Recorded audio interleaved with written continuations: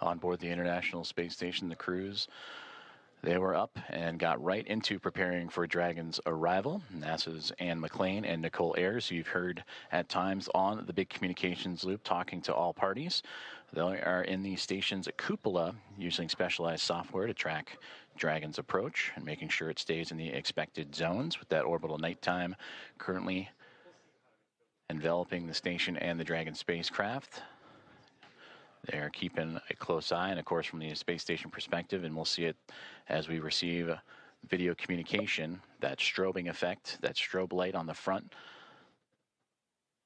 and that forward nose cone of the SpaceX Dragon to help illuminate its path and help keep track.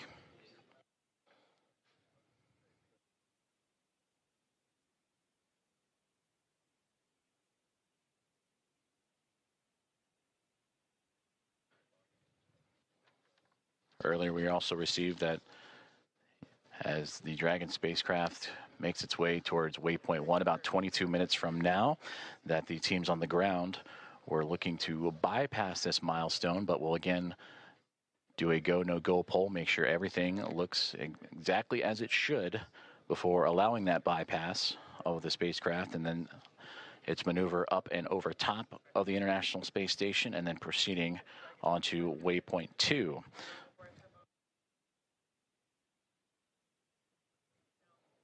And a great graphic of the International Space Station, and just below it, the Dragon spacecraft is, again, they are making their journey across the Pacific Ocean, traveling over 26,000 kilometers an hour and 420 plus kilometers above the Earth's surface.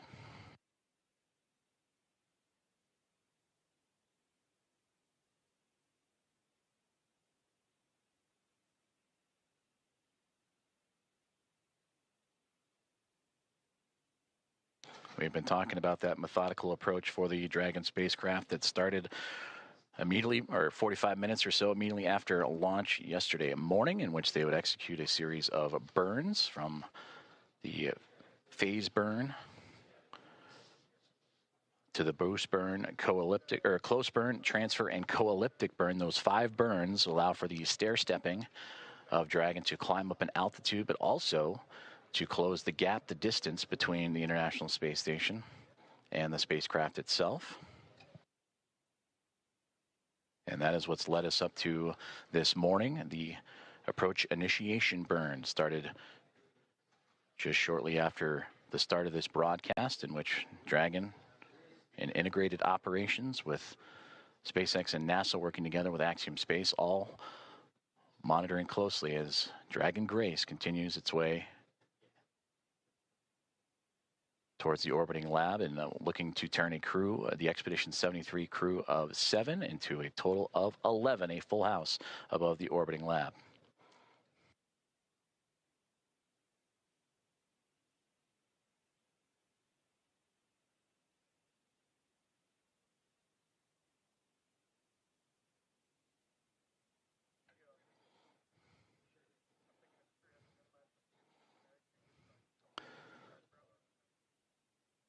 Now inside 20 minutes to the Waypoint 1 arrival. And about 10 minutes or so, the teams here inside Houston, as well as and SpaceX in Hawthorne, California, will continue to monitor and do the go, no-go for Waypoint 1. And if everything is on track, they'll continue to proceed through Waypoint 1 onto Waypoint 2. And Waypoint 2 has them right on the doorstep of the International Space Station, about 20 meters out when they arrive to that waypoint, a little more than 65 feet away.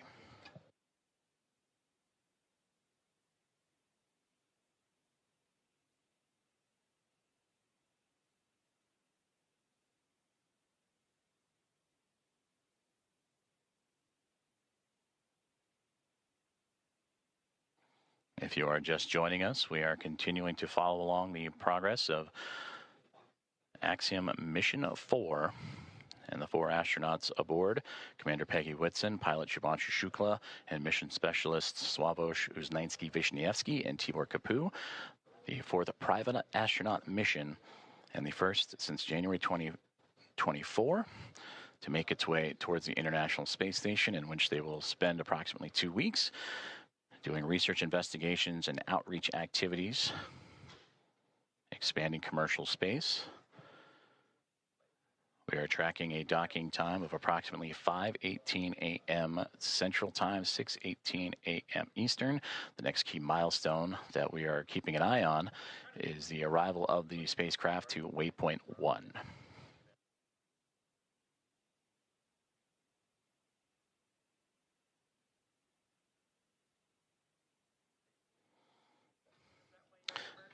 And to gain perspective, Waypoint 1 will be about 220 meters away between the Dragon spacecraft and the International Space Station. And that's the second checkpoint. They have already reached Waypoint 0 to begin this process. Waypoint 0, Waypoint 1, and then on to Waypoint 2, which we mentioned is about 20 meters away.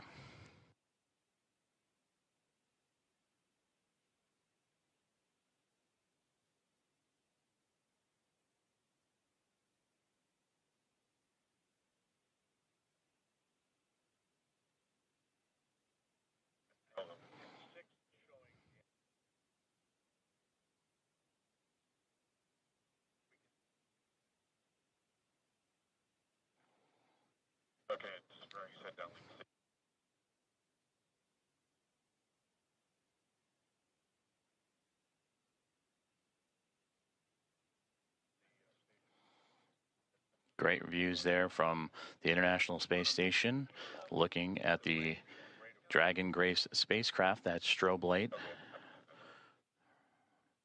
illuminating its path, as well as the port and starboard side lights. The red and green that you see on your screen is both the International Space Station and Dragon Grace in an orbital nighttime period. They're actually crossing over the Pacific Ocean, about to cross over the equator, and then eventually make its way over the west coast of North America.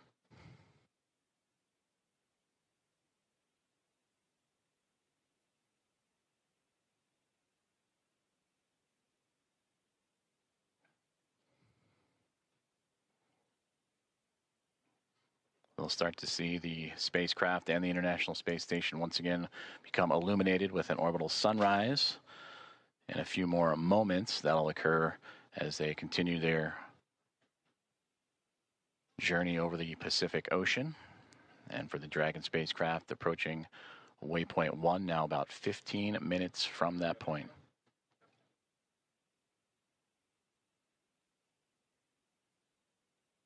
And we'll continue to bring those great views as you see that slow and steady progress of the Dragon vehicle as it continues to track down the orbiting laboratory. And on your screen, you see the speed and altitude, where it is over the Earth in current relation. But on that far right-hand side, that's the thruster firings. And you just see those illuminate every so often as Dragon continues to fine-tune its path towards the International Space Station.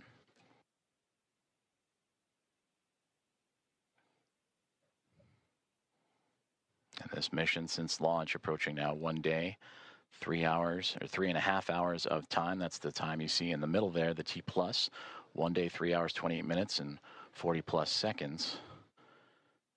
As the crew aboard, anxious and ready to join the Expedition 73 crew aboard the International Space Station. And as we take a look at those crew members and introduce them to you, that'll welcome the Axiom Mission 4 team.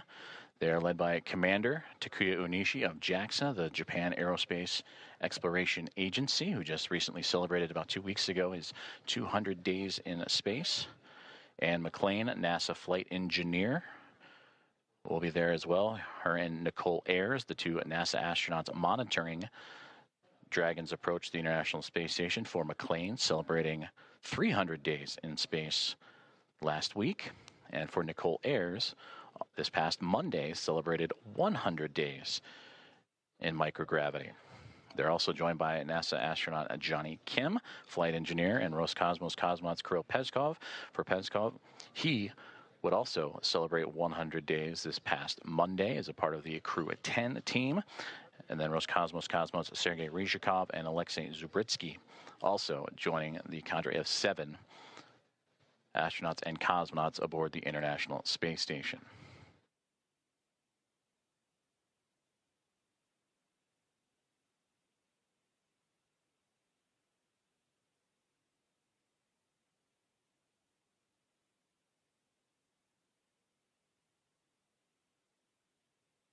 We mentioned earlier, this is the 4th private astronaut mission to the International Space Station, and the first since January of 2024, since Axiom Mission 3, from the Axiom Mission 1 now through Axiom Mission 4. The International Space Station will have welcomed 14 different private astronaut crew members representing 111 different nations, and showcasing how these private astronaut missions truly expand access to the space station for more nations, people, and opportunities.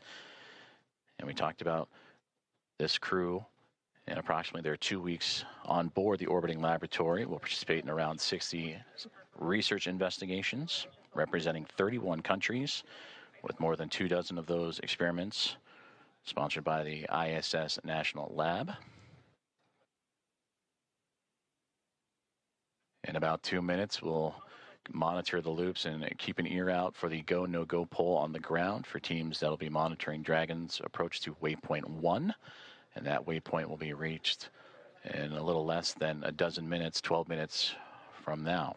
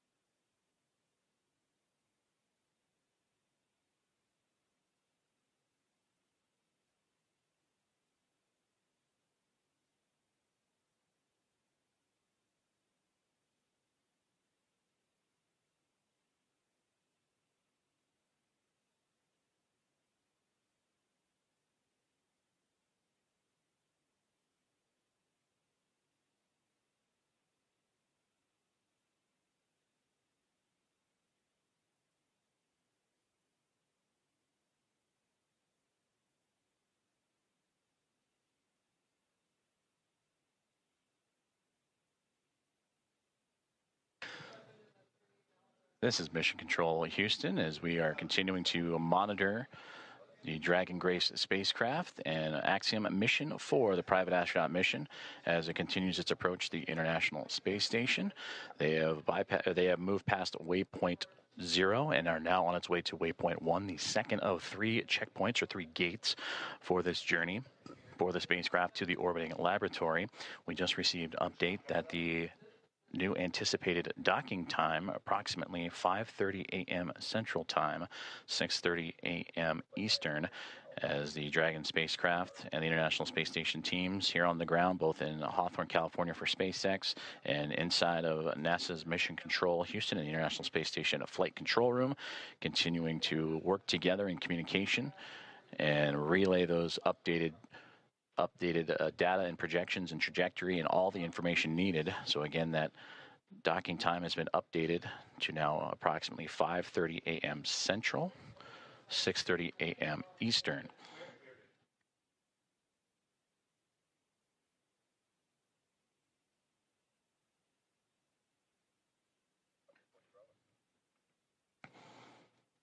And the flight control teams here in Houston and listening in on the loops on overall communications have just pulled go for Dragon's approach to Waypoint 1. And they will reach that milestone Waypoint 1 in about 9 minutes from now.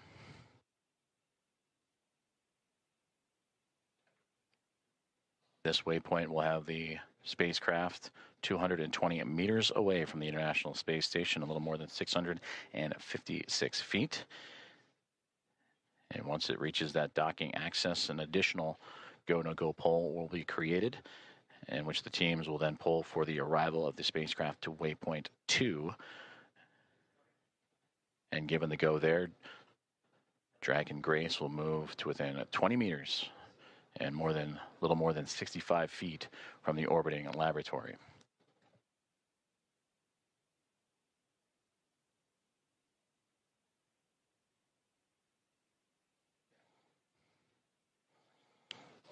And earlier we also had communications that if everything goes to plan and Dragon continues to remain on its trajectory, that they would bypass Waypoint 1 and go straight from 0 to Waypoint 2. But once it arrives to Waypoint 1, this will be the point in the spacecraft's journey in which we will be on what we call the docking axis, which will essentially mean that it is directly in front of the docking port that it'll connect itself to. The crew are right now heading to the space-facing port on the International Space Station, node to zenith of the Harmony module. That zenith meaning it is the side of the space station facing space. So its journey brings it from underneath the International Space Station, Dragon Grace, to swinging up and over top of it, and then arriving at that docking axis en route to Waypoint 2.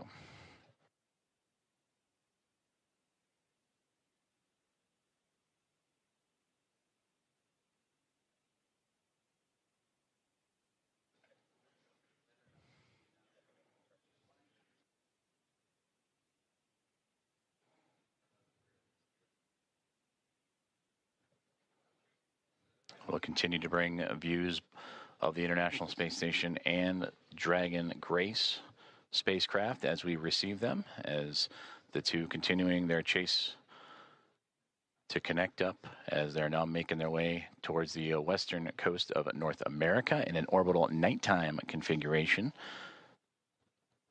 And we've seen views of the Dragon spacecraft in that orbital nighttime with the strobe lights shining bright. Once it gets closer, it'll actually illuminate the International Space Station and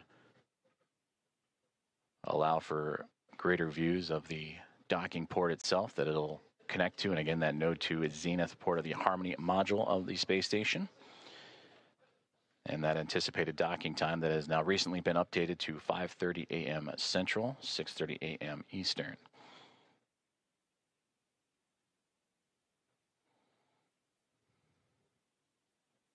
Teams on the ground have pulled go for our Dragon's approach to Waypoint 1.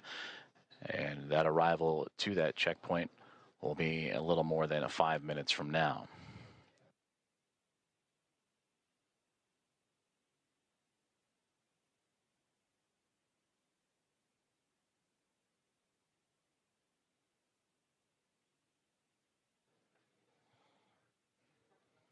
The crew inside Dragon Grace Axiom Mission 4. They are in their launch and entry suits and ready to continue their journey towards the International Space Station. And there you see it, the view from the orbiting laboratory, looking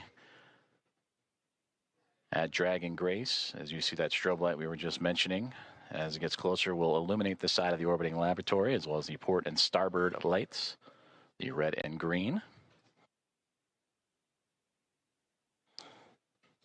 Crew in their launch and entry suits, providing that extra layer of protection and pressure, and that happens, are in them during these dynamic phases of flight.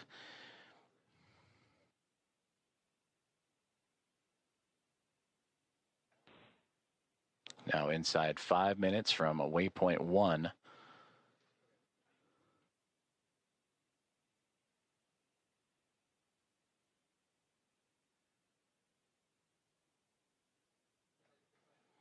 When Dragon docks to the International Space Station, there will be 5 spacecraft connected to the orbital outpost, and we'll bring the crew up to 11 crew members, and the overall total of the International Space Station to 288 visitors since 1998.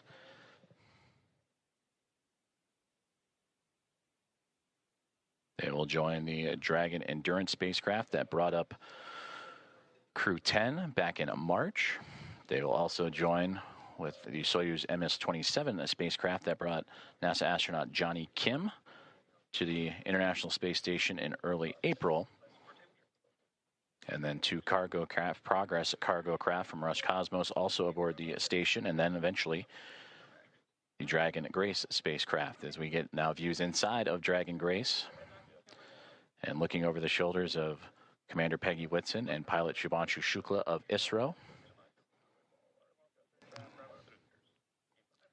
And you see them adjusting their monitors as the approach continues on for Dragon. And then a great view in the middle of the screen there of the path Dragon is taking. Last time we saw inside, it was more towards the left-hand side of the screen, in which Dragon now flying up and over top of the International Space Station. And now we get great views from Dragon Grace, and there's the strobe light. You can see it ever so faintly illuminating the International Space Station as it continues. Station Houston on the big loop. Dragon is transmitting docking camera video. Please confirm video and data updating in Dragon docking monitor. Also, we have a new docking time of 10:30.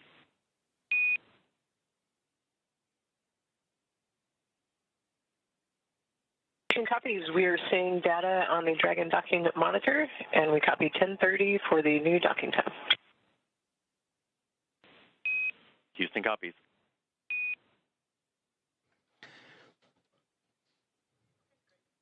Great communications there on the big loop between the teams in Houston and SpaceX, talking to Dragon Grace and the confirmations of the updated docking time. You heard the words 10:30. That's 10:30 Zulu, which Central Time is 5:30, as we had mentioned, 5:30 a.m. Central, 6:30 a.m. Eastern, as we return to that exciting view from Dragon looking up at the International Space Station. You can ever so faintly see the solar arrays coming into view, and that strobe light illuminating the radiators, which are right along that central portion and angling upward.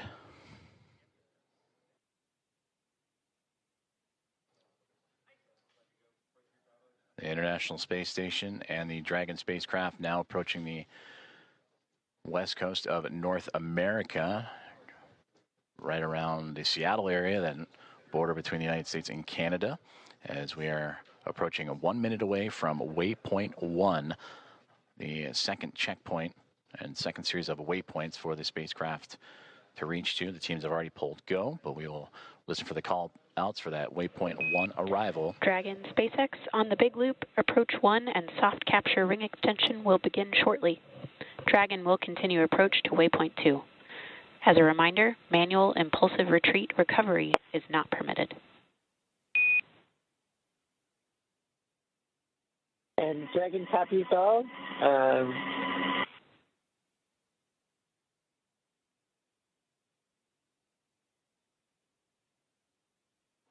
And there you heard communications on the big loop about that soft capture ring, and that is the initial contact that will occur between the Dragon spacecraft and the International Space Station, a soft capture, with that soft capture ring then retracting and the 12 hooks that will drive and connect and form a hard mate between the spacecraft and the International Space Station. From there, power communications will then be connected up, and NASA astronaut Nicole Ayers will make her way into the pressurized mating adapter and get ready for hatch opening procedures, which will require bringing the vestibule, the space between the two hatches, between the International Space Station and Dragon Grace, together. And there we see the orbital sunrise making its way over top of the International Space Station as they continue their pursuit of each other, now angling over at North America.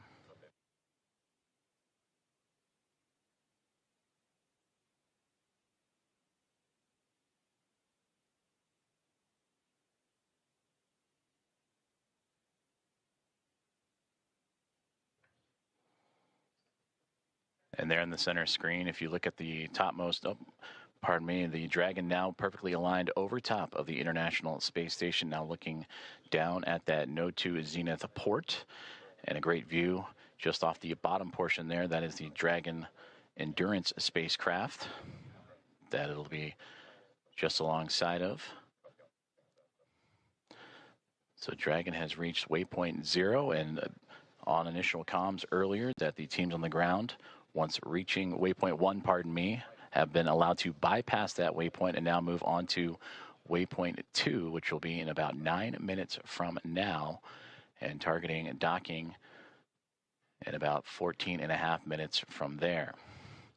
Go, no-go polls for docking in about 7 minutes as the teams on the ground continuing to monitor Dragon's progress. And once they arrive to Waypoint 2, there will be a pause. Make sure everything is lined up just perfectly before that final approach and docking.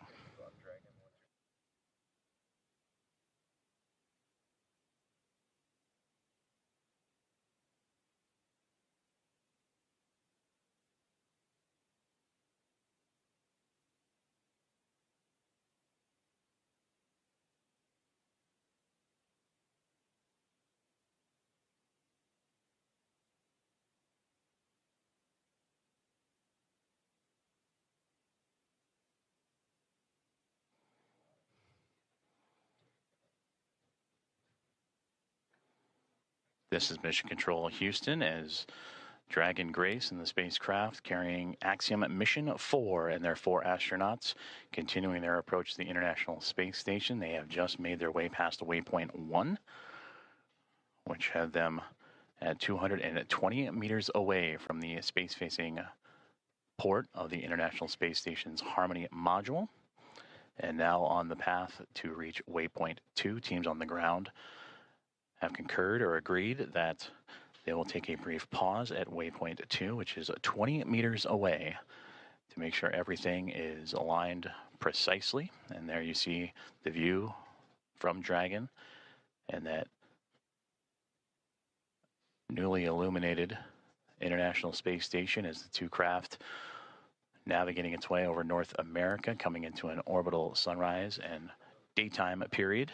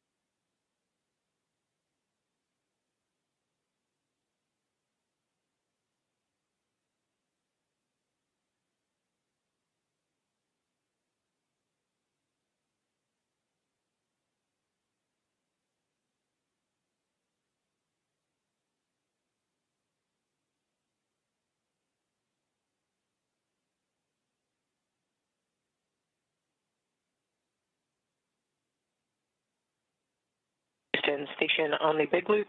Dragon attitude is still as expected, and station is ready for docking. Houston copies.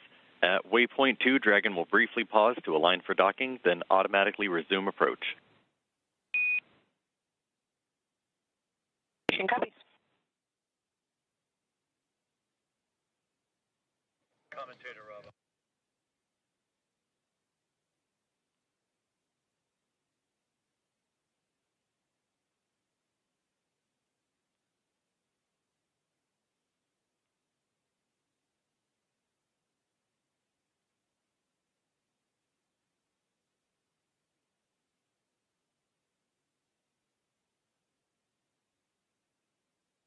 You just heard great communications on the big loop from Station and Dragon, as well as the teams in Houston and in Hawthorne for SpaceX and NASA, as the Dragon Grace spacecraft continuing its approach to the International Space Station, carrying Axiom Mission 4 Commander Peggy Whitson, pilot Shubanshu Shukla of Isro, Sławosz Uznański-Wiśniewski of ESA, Dragon and SpaceX. Tibor. Soft capture ring extension complete.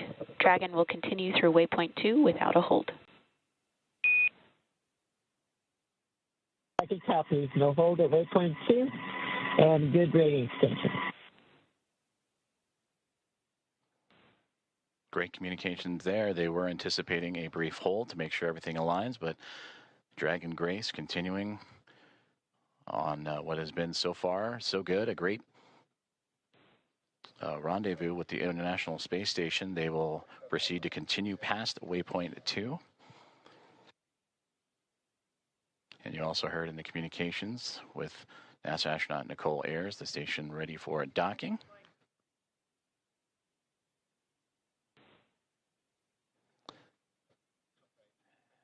and a great view of the SpaceX Dragon Grace spacecraft making its glacial approach to the International Space Station, and the view from the space station looking up as it approaches the space-facing or Node 2 zenith port of the Harmony module.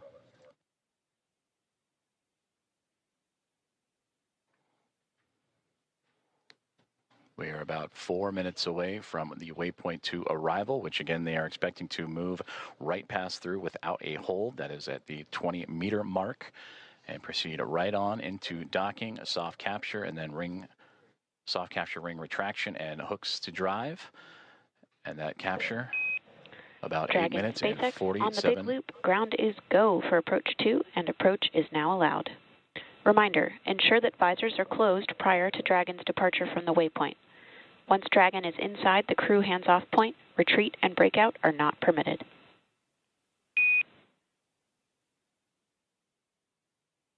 Dragon copies, and we have visors down, and we are go for docking as well.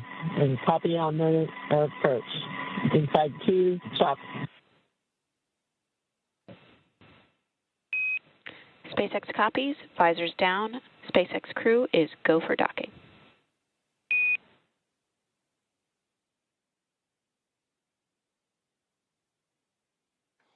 All great communications there as the communications from the ground up to the SpaceX Dragon Grace spacecraft, as visors are down on the 4 astronauts inside as they continue their approach to the International Space Station, now nearly 7 minutes away from that initial contact.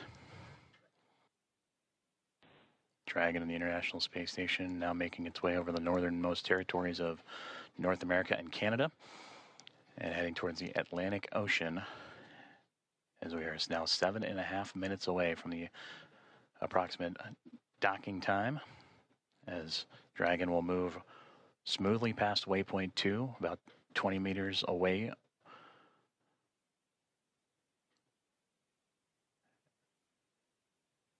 And continuing its fine-tuning and approach, you see little plumes coming off the spacecraft. Again, those are those thruster firings continuing to inch and adjust the spacecraft towards the orbiting laboratory.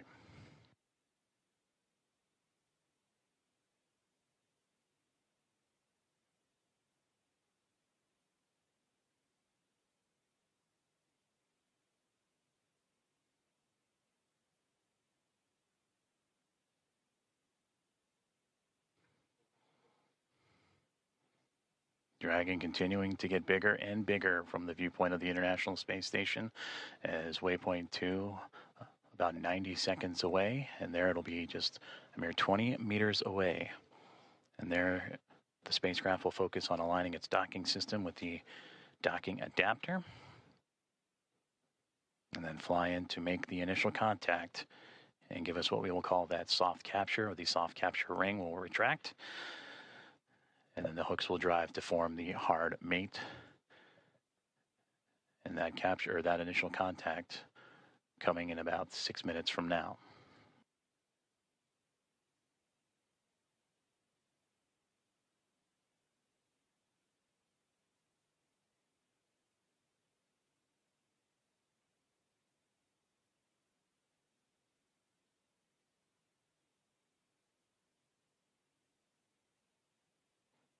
Yes, they have it. I can press them. They switched out.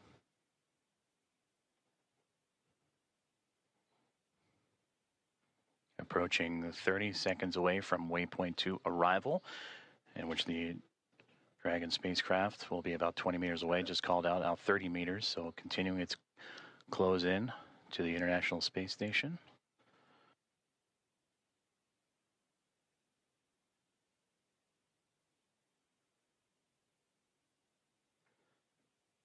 Dragon Grace now 25 meters away.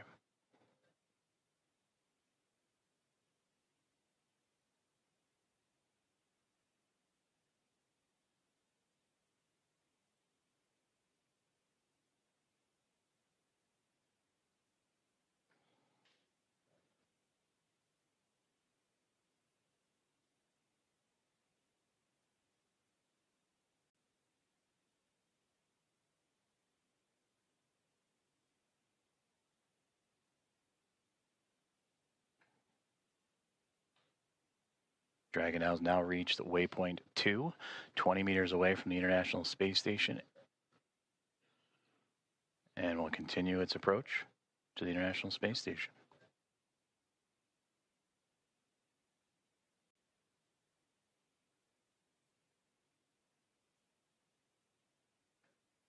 And there you can see a great view of that zenith port, that space-facing port of the International Space Station's Harmony module. As the Dragon spacecraft right now sitting at Waypoint 2, just 20 meters away.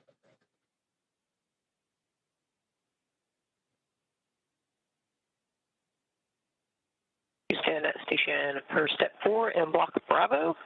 Dragon attitude is as expected. Houston copies.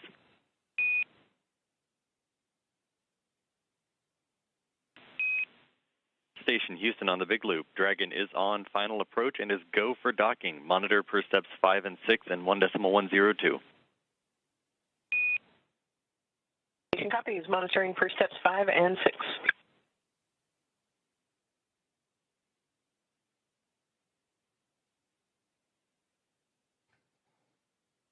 And there you heard it.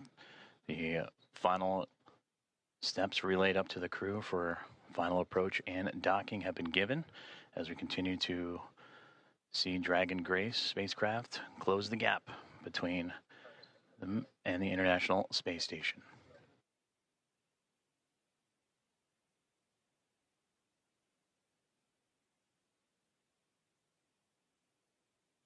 Now, just before the spacecraft reaches the international docking adapter for that soft capture, you'll hear the call out CHOP, or crew hands off point, which Dragon will continue its journey and make that initial connection, that soft capture, in those final few moments.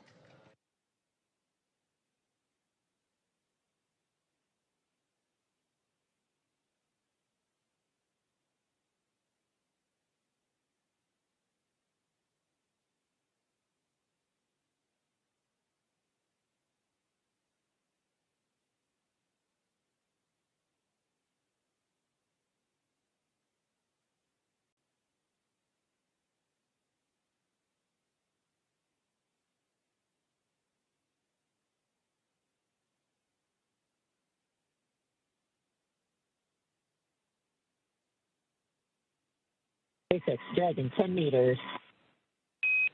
10 meters.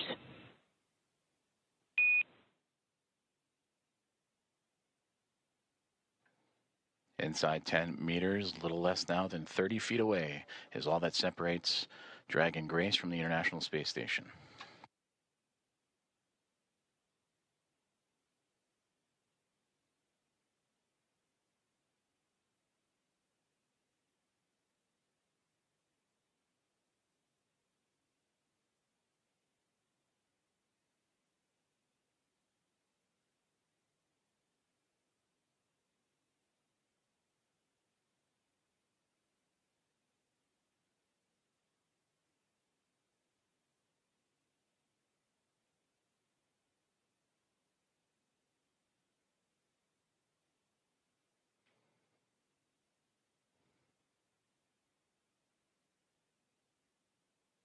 Five meters. 5 meters.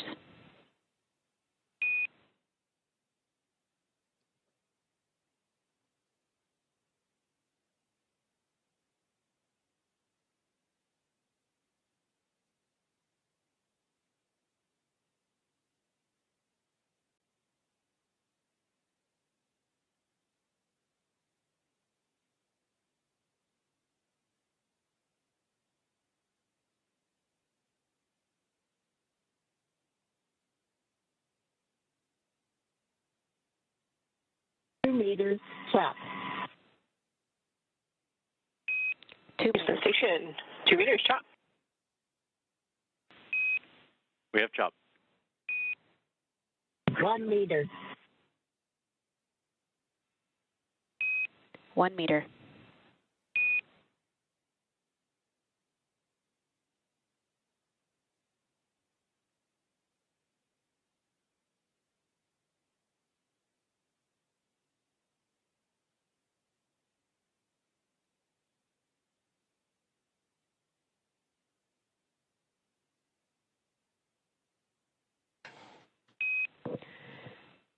Dragon contact and soft capture complete.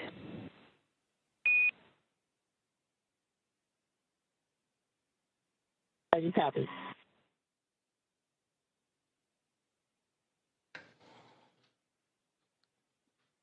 Dragon Grace and the Axiom Mission 4 crew have arrived to the International Space Station at 5:31 a.m. Central Time over the North Atlantic as the two orbiting around the Earth, connecting with the soft capture ring, and now we'll begin the ring retraction to bring the two vehicles closer together, and then the 12 hooks, the two sets of 6, will drive to form a hard nut.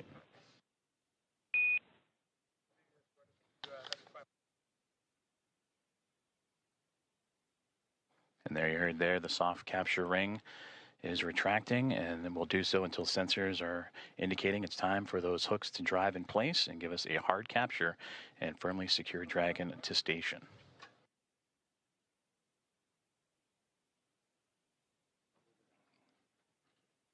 And again, Axiom Mission 4 and its commander Peggy Whitson, pilot Shubanshu Shukla of Isro, and mission specialist Sławosz Uznański-Wiśniewski and Tibor Kapu of ESA and Hunor have arrived to the International Space Station with contact at 5:31 a.m. Central, 6:31 a.m. Eastern, as the two were orbiting over the North Atlantic.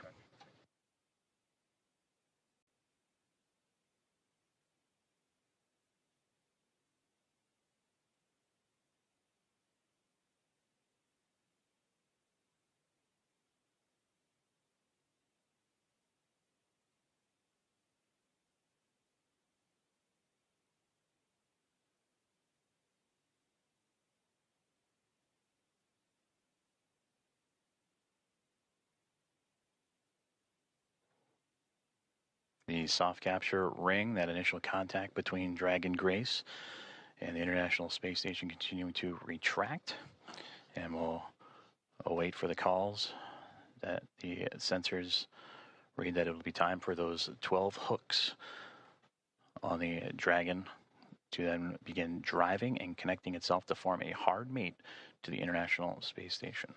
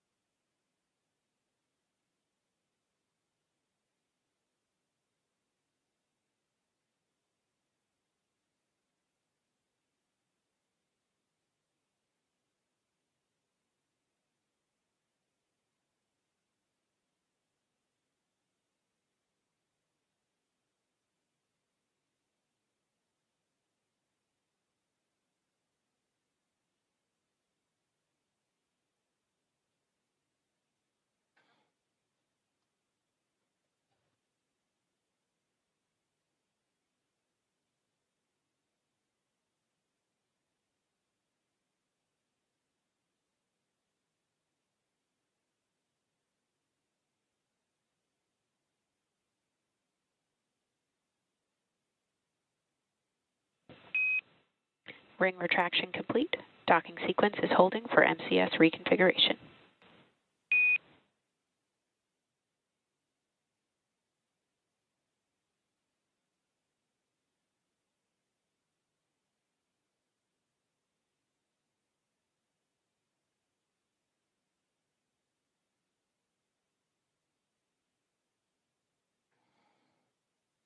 This is Mission Control Houston, as you are seeing a live view of the recently connected Dragon Grace spacecraft with the Axiom Mission 4 astronauts and Peggy Whitson, Shubanshu Shukla, Sławosz Uznański-Wiśniewski, and Tibor Kapu arrive to the International Space Station, soft capture and contact at 5:31 a.m. Central Time, 6:31 a.m. Eastern, as the two were orbiting above the North Atlantic.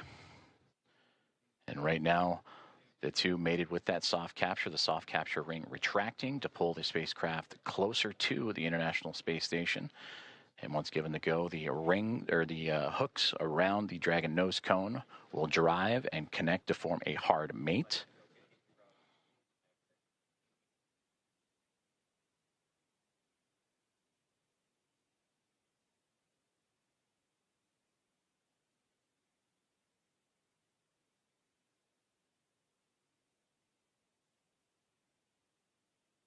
Teams on the ground in both Houston. Station Houston on the big loop. MCS configured, proceeding with hook driving.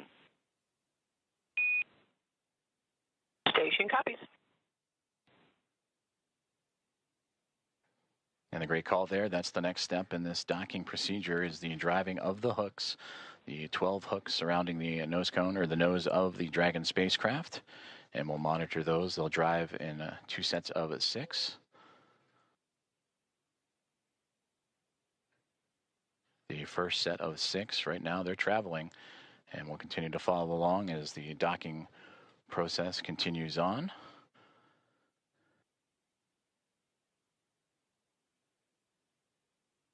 And then after that first set of 6, the second set will drive and connect Dragon to form a hard mate to the International Space Station. And once the docking is complete, NASA astronauts Anne McClain and Nicole Ayers, who have been monitoring from the International Space Station from the cupola of the Dragon's arrival, it'll be Ayers that'll begin the hatch opening or hatch operations. And that'll start by opening up the main hatch on the Node 2 Zenith section of the Harmony module. That's what you see Dragon connected to. And what's separating that module and the Dragon spacecraft is that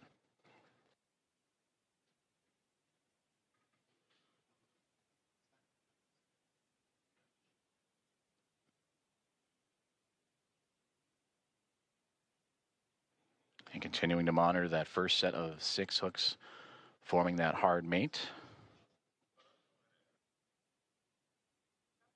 And once the full set of 12, Ayers will continue the docking procedures with the leak checks and then begin making its way into the pressurized mating adapter. That's what you see between the Harmony module and the Dragon spacecraft, and access into there to then what we begin pressurizing the vestibule, that small compartment between the 2 hatches. And that vestibule has been exposed to the vacuum of space prior to Dragon Grace's arrival. So the next step is to carefully reintroduce that air and pressure inside so it matches both that of the station and the Dragon spacecraft. And we just received confirmation that the first set of 6 hooks have driven and closed, and we'll now begin the second set of 6 to continue that hard mate between the Dragon spacecraft and the International Space Station.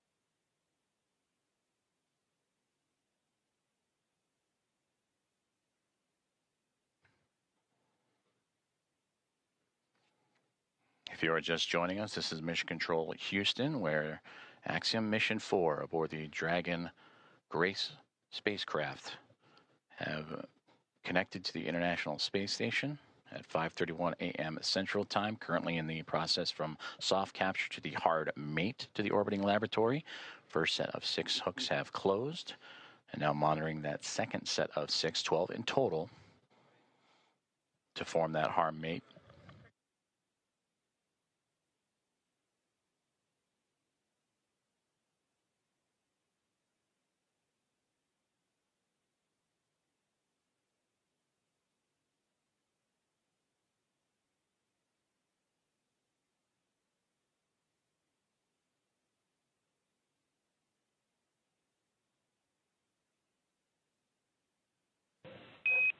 Dragon, SpaceX on the big loop, hard capture complete.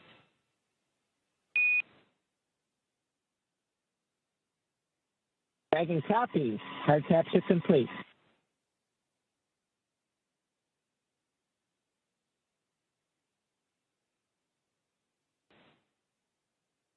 And we just heard confirmation there. All 12 hooks have closed, and that is a hard mate to the Dragon Grace spacecraft and the International Space Station, completing from soft capture to that hard mate. And these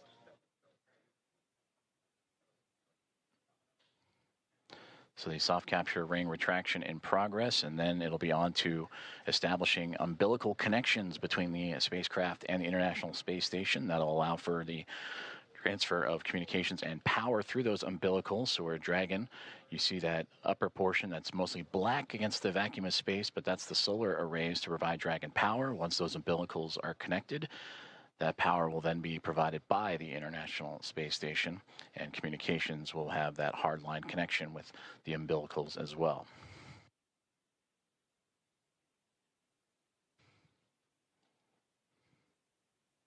And once those umbilicals have been connected, that'll complete the docking process, and that's when NASA astronauts Anne McClain and Nicole Ayers, namely Ayers, will jump into action and begin the leak checks and hatch opening procedures.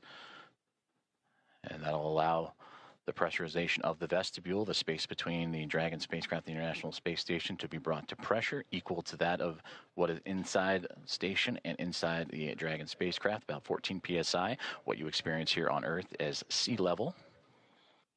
And then from there, the hatch operations will continue. And the Axiom Mission 4 team will make its way on board the International Space Station with welcome remarks soon to follow.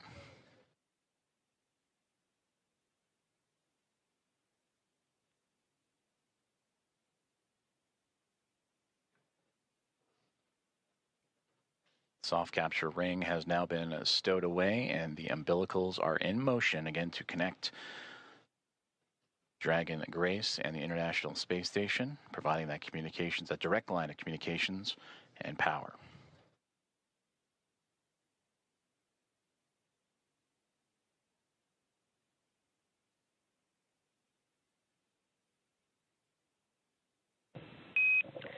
Dragon SpaceX on the big loop, docking sequence complete. Ground will be enabling hardline power and comm connections shortly. You are go to DOF suits per procedure 4.012 and begin post-docking cabin configuration per 4.400 in parallel. Dragon copies. Docking complete. 4.012 and 4.400 are in work. And Grace is happy to be on Harmony.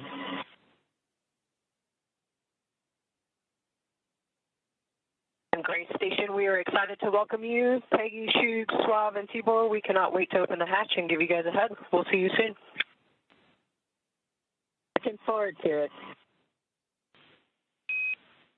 And Axiom 4 from Houston, welcome aboard the International Space Station. It's an honor to have you join our outpost of international cooperation and exploration. We are honored to be here. Thank you.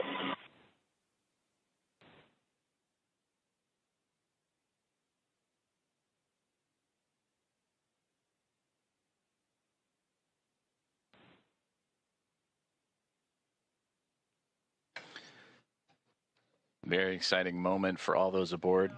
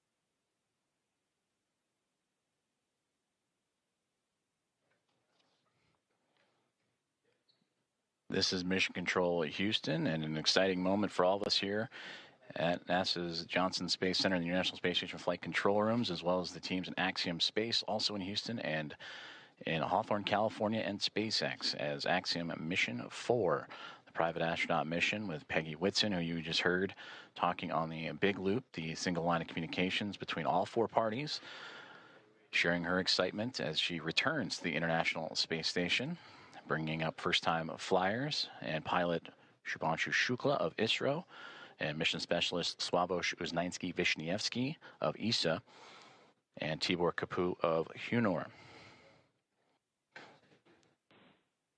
Contact between the two, between Dragon Grace and the International Space Station at 5:31 a.m. Central Time. And now that the hooks have connected, all 12 and umbilicals deployed, providing power and communications. Now the team inside the International Space Station, namely Nicole Ayers, is going to start beginning the hatch opening procedures. And now that we're docked, she will secure some hardware and then move right into those operations. And first we'll open the large hatch at the Node 2 Zenith, or the space-facing port side of the Harmony module. And that's what you see, similar to where that NASA logo is. That's the Harmony module that the pressurized mating adapter is jettisoning up into and connecting to the Dragon Grace spacecraft. And then from there, she'll traverse into that pressurized mating adapter and we'll begin pressurizing the vestibule, which is that small space between the hatches on Dragon and the space station. And we have talked about this has been exposed to vacuum prior to docking. And we'll need to fill that space with air to make sure that pressure is equal with the atmospheric pressures on Dragon and the International Space Station. Also putting away some hardware in the process, including the docking across. And Ayers will use a small valve on the station's hatch to slowly introduce that air into the vestibule. And flight controllers here in Houston will continue to monitor the pressure and temperature readings inside and verify that everything is A-OK and leak-free before we get ready to open up the hatches.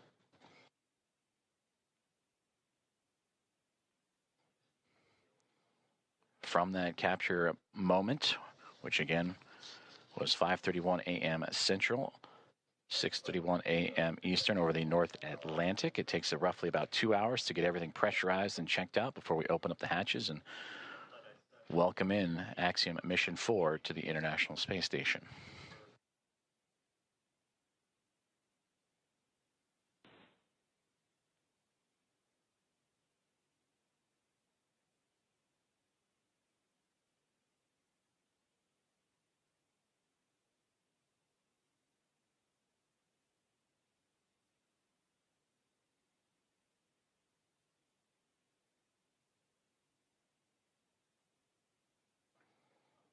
Commentator and SpaceX Dragon on the big loop. Com check on the cabin mic. How do you... Peggy, I have you loud and clear on the cabin mic on the big loop.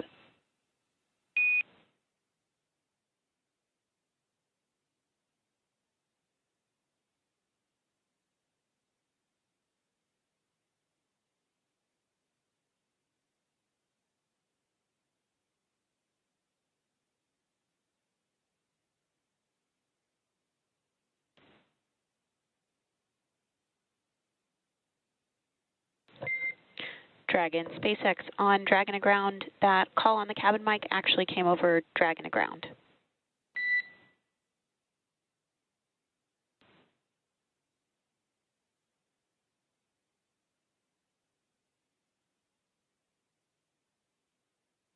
Thanks for the catch. We reconfigured.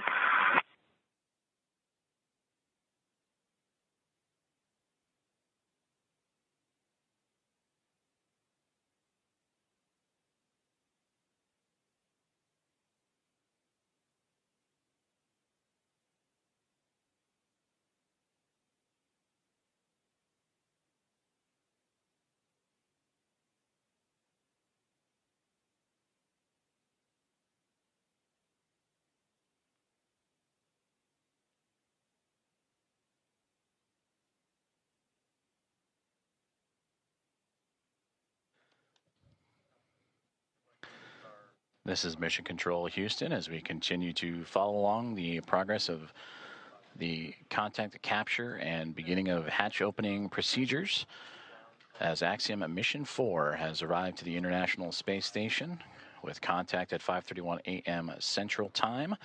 The soft capture and ring have been retracted and stowed away. The 12 hooks around the nose, the bulkhead there of the Dragon SpaceX connected to the pressurized mating adapter have latched on to create the hard mate. The umbilicals have been extended to allow for Dragon to run on power and communication lines provided by the International Space Station. And now looking at approximately 8:35 a.m. Central Time for welcome remarks, and shortly after the Axiom Mission 4 team make their way through the hatchway and into the International Space Station.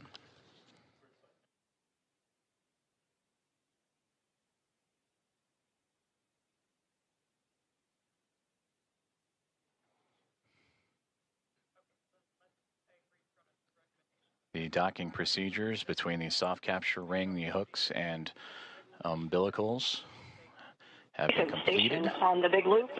Node 2 overhead hatch is open. Houston copies.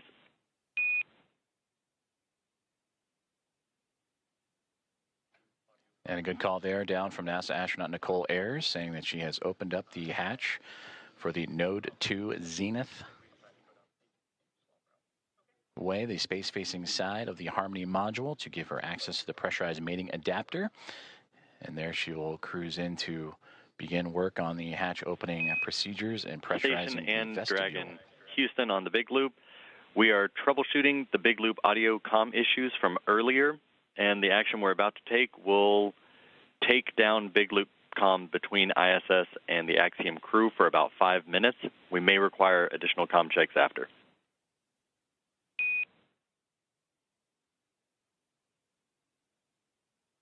Station copies. Dragon copy.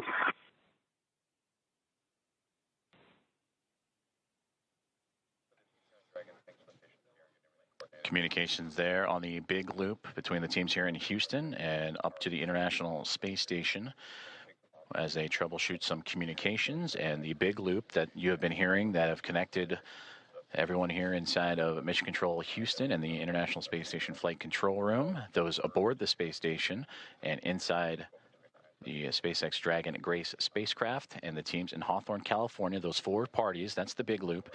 They will troubleshoot those communications for about 5 minutes and then recheck.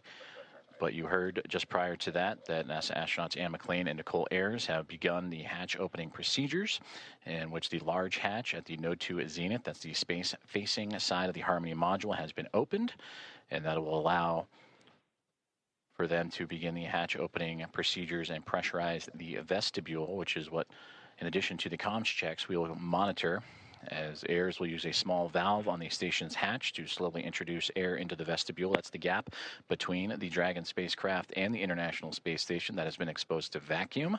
And from there, they will match the pressure, the atmosphere inside both station and Dragon.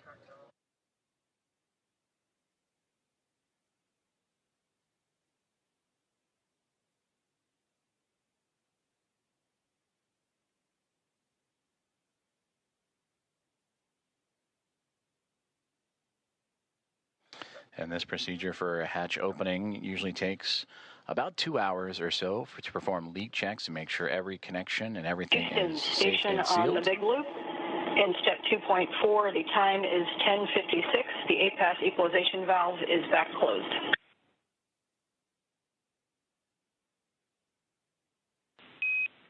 Houston copies. That's a good config. Expect at least 15 minutes before we continue.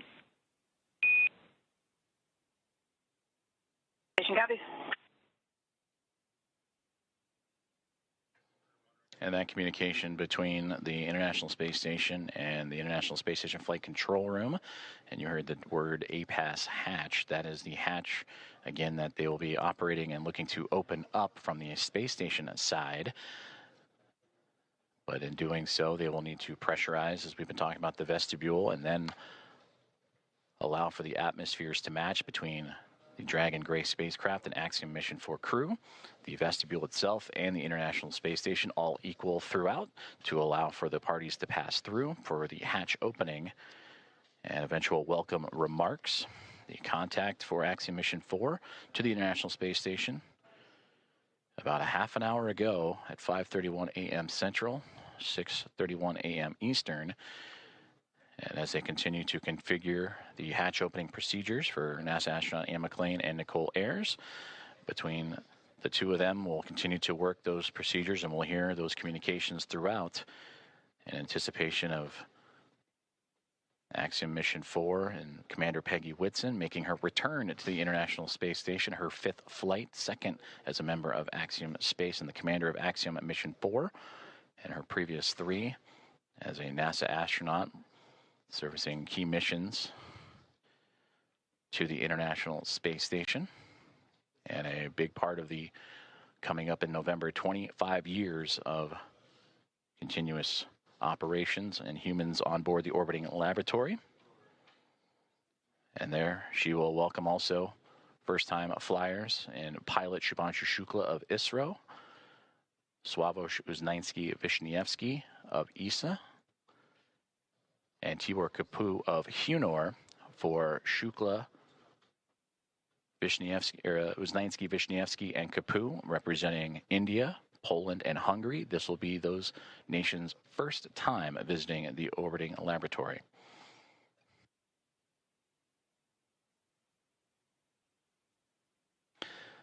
And with that, from Axiom Mission 1 through Axiom Mission 4, the International Space Station will have welcomed 14 different private astronaut crew members representing 11 different nations, showing how private astronaut missions truly expand access to the International Space Station for more nations, people, and opportunities.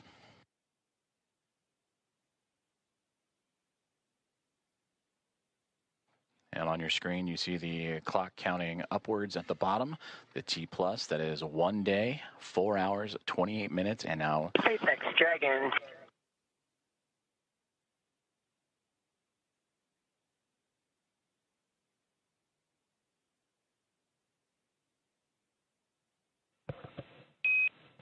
Dragon SpaceX on the big loop.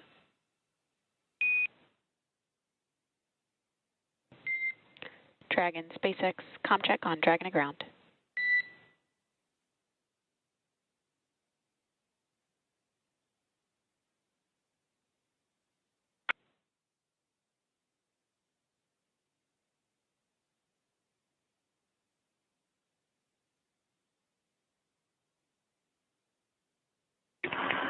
SpaceX Dragon from the cabin mic on Dragon to ground. Peggy, I'm with you on Dragon to ground.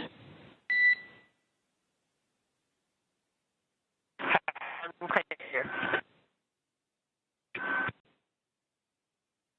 Did you call for me, or did I misunderstand? I was returning your call. Okay, stand by for inventory. Copy, standing by.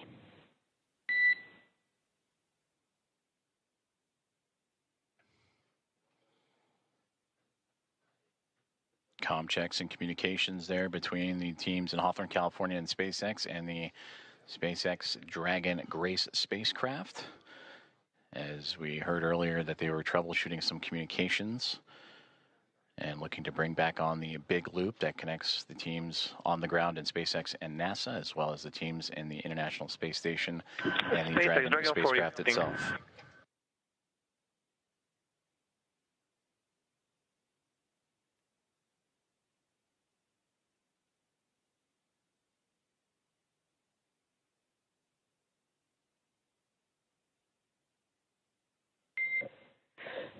SpaceX Dragon 4 inventory reporting on Dragon to ground. And I'm with you on Dragon to ground. We are about to enter a LOS period for about 4 minutes, so we'll need to stand by.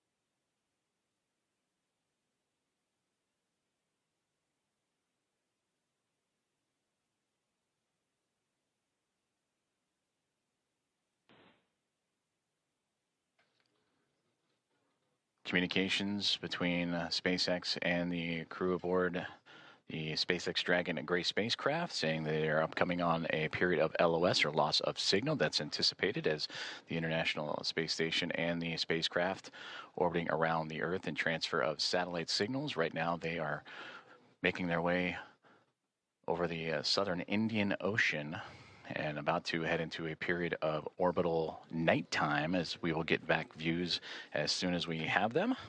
And again, the spacecraft carrying Axiom and Mission 4 and the 4 private astronauts contact with the International Space Station at 5:31 a.m. Central Time, and expected to continue with hatch opening procedures as they have already driven the hooks, connected the umbilicals for power and communications, and NASA astronauts Nicole Ayers and Anne McLean working on those hatch opening procedures as we speak. And that will allow the crew to make its way from Dragon into the International Space Station, going from a crew of 7 aboard the orbiting laboratory to a crew of 11. And that'll be followed by welcome remarks at approximately 8:35 a.m. Central Time, 9:35 a.m. Eastern Time. Certainly an exciting moment for all of us here in Mission Control, but we want to check back in with our team over in Hawthorne as Axiom Mission 4 has arrived to the International Space Station. For as many times as we have had the privilege of supporting crews headed to and from the International Space Station, I'm certain that it is an incomparable experience. Something that unless you're on board, you can't possibly understand what it really feels like. Paul, and I'm confident that you and I cannot do it justice even attempting to tell everyone joining us today about it. So instead, we have invited Axiom Space's own commander, Michael Lopez-Alegria, to share from his previous experiences. LA, MLA, or Commander, you've got a few designations, right? For those who may not know... How you doing, Paul? Good to see you, Ronnie. Hey, it's good to see you as well, sir. Thank you for joining us this morning. Yeah, good to be with you. So for those who may not know, I've got to share a few stats here just to make sure people understand who we have joining us today on the show. You've flown to space 6 times, 2 of those to Dragon, on Dragon for Axiom Space. You've got a running total of, say, 296 days, 16 hours and 15 minutes, give or take or so, in space. You've conducted 10 EVAs over the course of your career, and when you're not in space, you're helping get others at Axiom Space to space, right? As our chief astronaut. Do I have all of that right? Sounds good. I'm not sure about the minutes and seconds, but everything else sounds right. That's awesome. Well, we want to spend some time with you and just ask you some questions about your experiences getting to the International Space Station. Obviously, you know a thing or two about rendezvous and docking.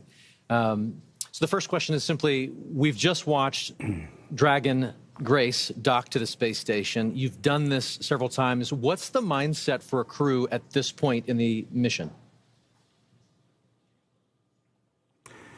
So as we get closer and closer, you know, we're transitioning from the phase where you're basically waiting to get to the ISS, and you're laser focused, especially the last 220 meters from what they call Waypoint 1 into docking. A lot of focus on what's being shown on the displays. We have several parameters that we're monitoring: closure rate, the what they call the corridor, et cetera. There are a few things that could cause the system to stop or retreat or even break out, which means you'd come back and try to rendezvous on another day. So that's really what's going on, at least technically, I guess, in your mind. Obviously, emotionally, it's a completely different story. You know, you've been in there, in these cases, their cases, they've been in there for, you know, almost 30 hours since launch. Not a ton to do. And so they're very eager, I'm sure, to get aboard the ISS and start working. So for you, on your missions, say AX-1 and AX-3, what was this moment of the anticipation of the hatch opening? What was that like for you and your crew? You know, like a lot of spaceflight, it's very busy, and you're trying to juggle a couple of different emotions. I mean, obviously, one is you've got a lot to do. They're getting out of their suits. They're putting on their flight suits to get across. They've got some reconfiguration of the onboard systems to take care of. So on that plane, you know, you're sort of focused on the task at hand. But secondarily, you're thinking, again, a lot about what it's taken to get here, what is this going to be like when I float aboard the ISS for the first time. So there's an emotional component that is also pretty strong. A lot going on. So backing up even further, before you get to that kind of emotional moment of crossing the threshold, tell me a little bit more about the journey to get to that point. We, on this end, get to see launch, ascent, and then spacecraft separation. But after that, as you mentioned, you're kind of on your own. What are some of the hallmarks of your transit up to the station? Yeah, as you know, Ronnie, from the time of post-orbital insertion, when the Dragon is configured for on-orbit operations, until you really start the approach initiation, you're basically playing catch-up. And I heard it very well explained by John yesterday on the broadcast during launch, that it's basically you're on the same lane as the ISS, but now you've got to catch up.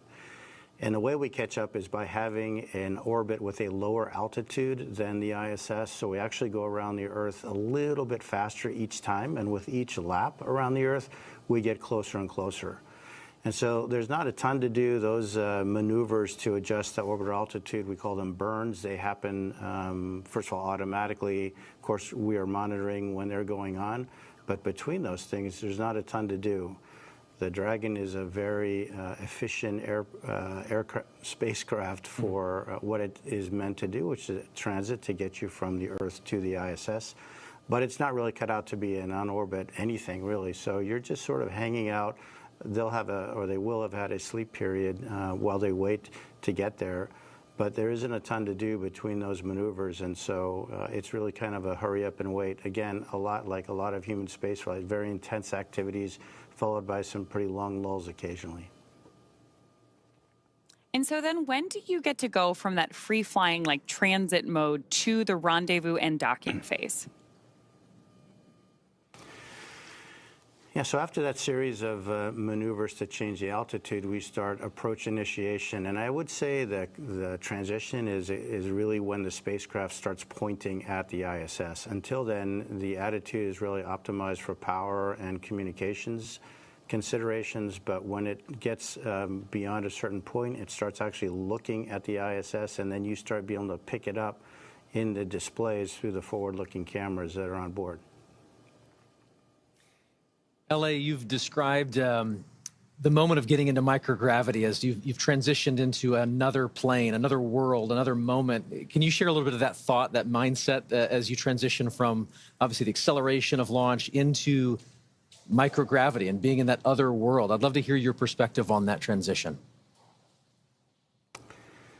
Yeah, you know, Paul, it's interesting. I mean, it really is kind of like a parallel universe in a way. We all live our lives in 1G pretty much our entire lives.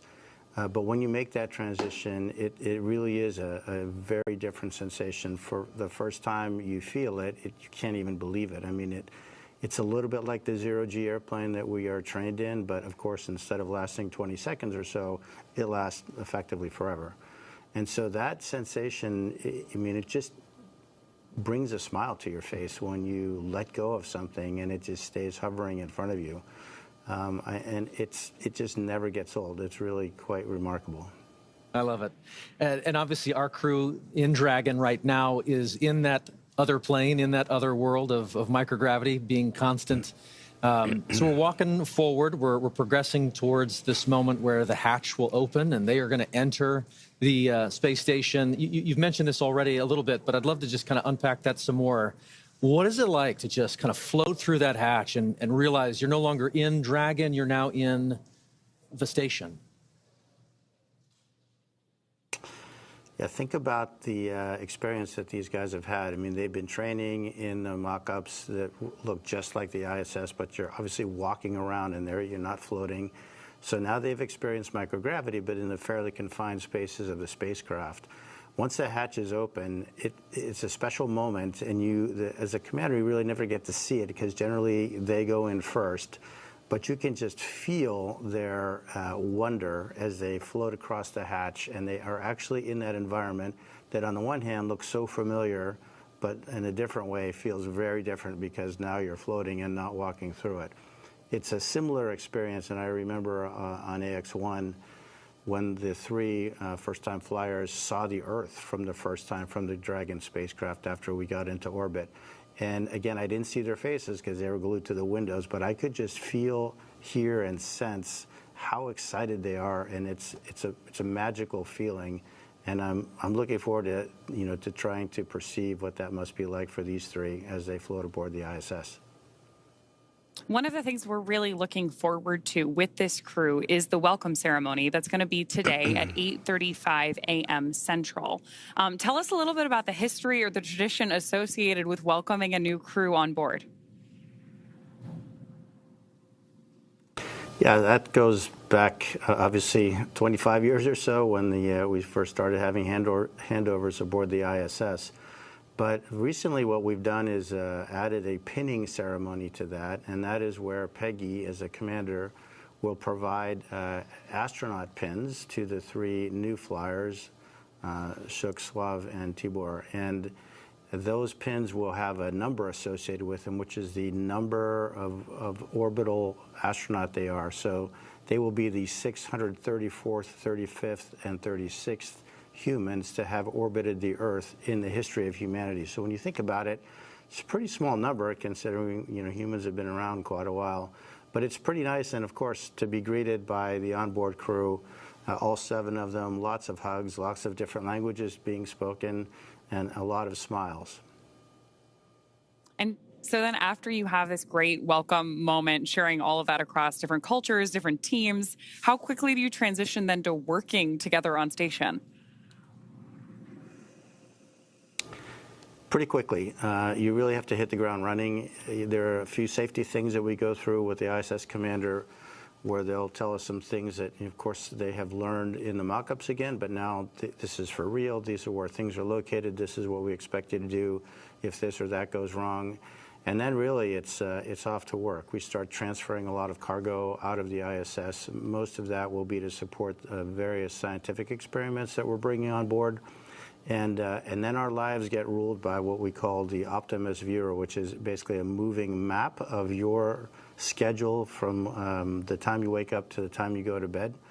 And it's pretty hectic. You've got, in this case, 14 days to get a lot of stuff done. Every detail is pre-programmed by the teams on the ground working with NASA. And we really have an effort to try to maintain that pace. Obviously, it takes a bit of time to get accustomed to floating around. Even though they've been in zero-G for over a day, they haven't been in zero-G in such a big open space. And so moving around, you've heard the term or the phrase slow is smooth and smooth is fast. They definitely will be practicing that. So there's a little bit of time for adaptation. There's quite a bit of time with the safety briefings that I mentioned. But after that, it's looking at Optimus Viewer and really getting started. LA, you've just mentioned that schedule is full and you jump right on into it, trying to stay ahead of that red line in that Optimus map you mentioned. But I'm curious, just looking back at AX3, your previous mission, what were some of the highlights for you personally on board the space station? We've learned a lot since AX1 and the progression through AX3, and I think one of the things we learned is that we really need to focus the commander's time on being available to the other crew members. So I would say one of the most gratifying things is giving them the time and space to sort of inhale, exhale, think about what they're doing, and take their time, because really the planners have done a great job fitting all of these activities into these 14 days, and there is enough time to do it. It doesn't do anybody good to get flustered and upset. You just go one step at a time, and then letting them have a little bit of time to look out that window, because that is a view that is spectacular and unforgettable. I think my advice to the crew would be, you have a huge responsibility. Your families, your colleagues, your space agencies, your nations are really counting on you, but at the same time, try to enjoy it. Try to really soak this in. This is generally a once-in-a-lifetime opportunity. And again, it's that balance between, sort of the focused, hard nails, technical work, and trying to really absorb the emotional experience, which is obviously very unique. Unique indeed. You just mentioned there that there's lessons to be learned that you share out with each of the crew members. And I know that you got a chance to do that with this crew ahead of their launch, I believe, in quarantine. So I'm curious if you could share some of those lessons learned with us. If you were preparing to take us up next, what would you share with us?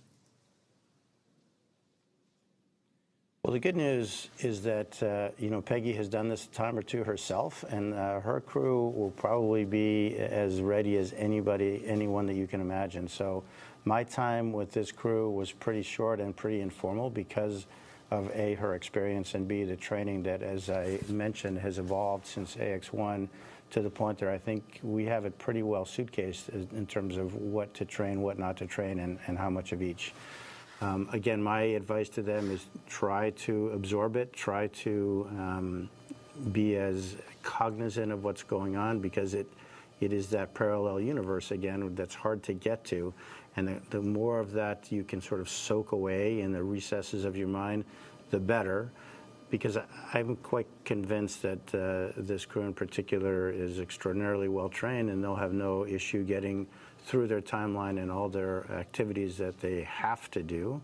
I just want them to think about the stuff that they can do and take advantage of the amazing experience that they're having. Commander, thank you so much. We truly could spend the next hour talking space with you. Thank you for sharing your time and your perspectives with us this morning. You bet. It's been a pleasure. All the best. Thank you. You too. With that, we're very excited to hand the ball back over to NASA Johnson Space Center, where we're going to get a further update on the progress on board station and our AX4 crew. Joseph?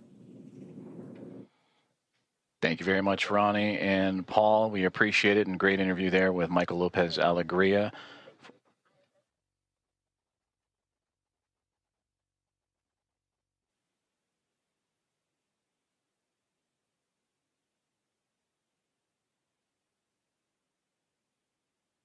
Dragon copies.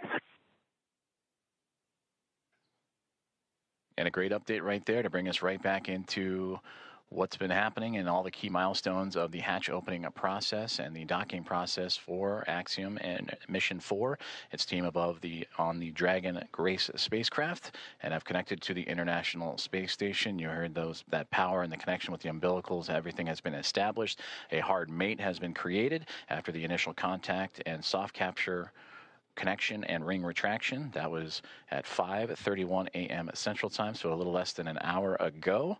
And we are still on board, as Ronnie, as you mentioned, tracking that welcome remarks and welcoming the crew formally on board the International Space Station around 8:35 a.m. Central Time. So far, everything's still being worked on in terms of those hatch opening procedures as the Dragon spacecraft has connected itself to the Node 2 Zenith port, or the space-facing port of the International Space Station, and we'll bring you back those views as soon as we have them, as we are continuing our coverage all the way up until those welcome remarks and bringing on the Axiom Mission 4 team, the fourth private astronaut mission to the orbiting laboratory. On board the International Space Station as we speak, as you heard those comms checkouts and power and communications checkouts continuing to roll on along. NASA astronauts Nicole Ayers and Anne McLean, who monitored Dragon's progress throughout the morning from the approach initiation burn all the way through to the contact and capture. They are beginning those hatch opening procedures, and we'll continue to look at the APASS hatch and the pressurized mating adapter. That's the space that separates between the International Space Station and the Harmony module and the Dragon spacecraft itself.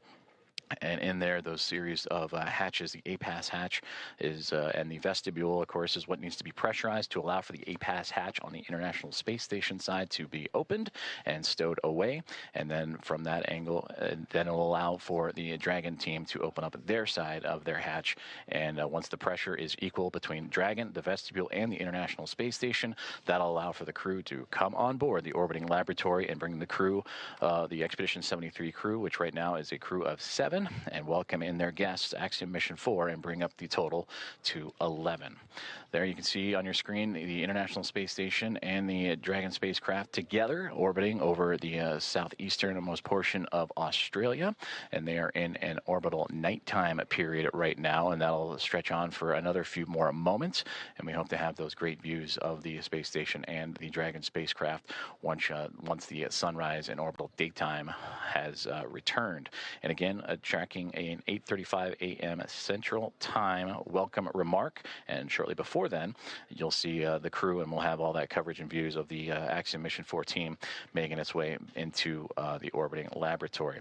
And again, a great interview there with Michael Lopez-Alegria, commander, former NASA astronaut and commander of Axiom 1 and Axiom 3, and the ISS, the International Space Station, ready to welcome in Peggy Whitson, a former NASA astronaut, on her 5th flight, second with Axiom as commander of Axiom 2 and now of Axiom Mission 4, and bringing in pilot Shubanshu Shukla of Isro, Sławosz Uznański-Wiśniewski of ESA, and Tibor Kapu of Hunor, each representing India, Poland, and Hungary respectively. It'll be the first time that those 3 nations have been on board the International Space Station.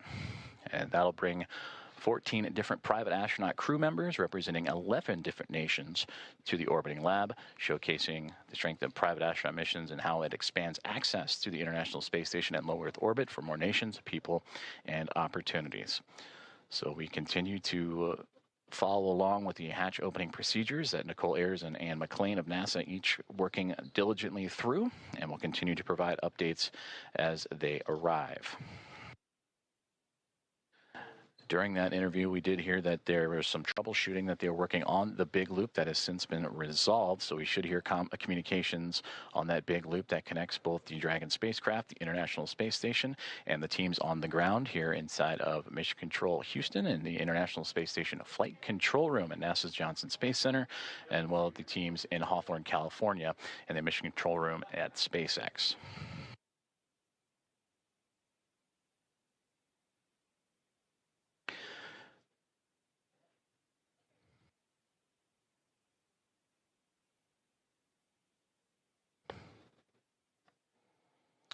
Currently on board the International Space Station.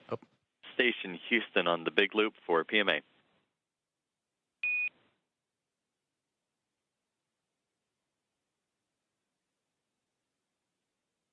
Houston Station, go ahead on the big loop.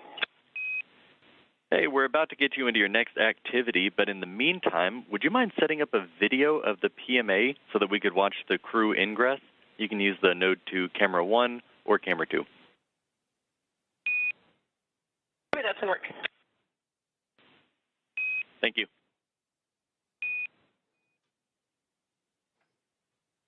Communications from the ground here in Mission Control Houston up to the International Space Station, that PMA, pressurized mating adapter, and that is where NASA astronaut Nicole Ayers is currently operating in the hatch opening procedures, and they're asking to set up a camera so we can get live views in and witness the Axiom Mission 4 crew as they ingress or enter the International Space Station. So we'll keep an eye out for those views coming from that pressurized mating adapter just inside the Zenith, Node 2 Zenith port of the International Space Station, that space-facing port.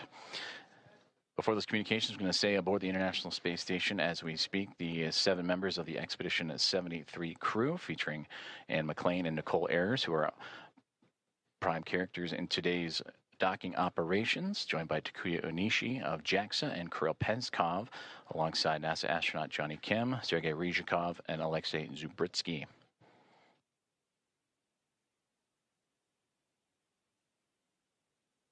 You heard during the interview with Michael Lopez-Alegria some of those key milestones and celebratory moments that he celebrated in his time as the commander of Axiom at Mission 1 and Axiom Mission 3 earlier, bringing those first-time flyers in Shubanshu Shukla, Sławosz Uznański-Wiśniewski, and Tibor Kapu into microgravity for the very first time. The International Space Station also featuring first-time flyers Nicole Ayers and Kirill Peskov, alongside with Johnny Kim and Alexei Zubritsky. For Ayers and Peskov, they recently just celebrated their 100th day in orbit this past Station, Monday. you actually have both Node 2 cameras on. You guys are welcome aboard. Fantastic. Those are great views. Thank you.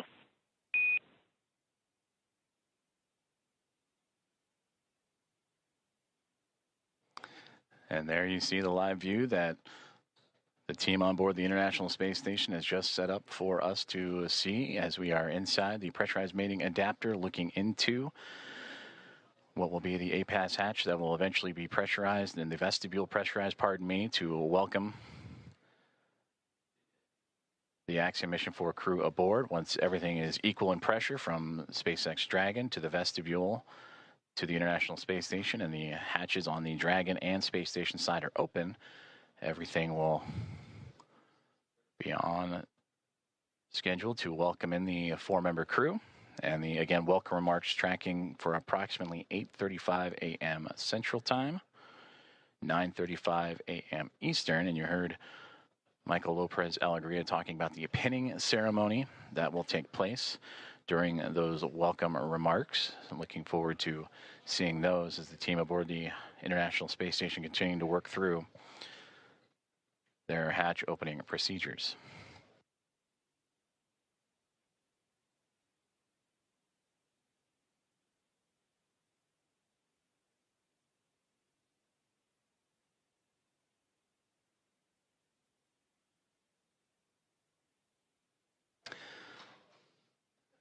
Since launching from Launch Complex 39A and NASA's Kennedy Space Center yesterday morning at 1:31 a.m. Central, 2:31 a.m. Eastern, the Axiom Mission 4 crew above the newly named Dragon SpaceX Grace spacecraft have tracked down the International Space Station through a stair-stepping procedure of multiple burns that occurred from just moments or a few moments after launch up until the early morning hours today, to allow them to catch up to the orbiting laboratory and set up for the final approach and docking, and that contact with the orbiting laboratory at 5:31 a.m. Central Time. And from that point on, it takes about 2 hours or so to allow for the hatch opening and hard mating procedures to be complete, umbilicals to be run, power and communications to be connected. And once everything is set, that's where you'll begin to see the hatch opening procedures and lead up to those welcoming remarks.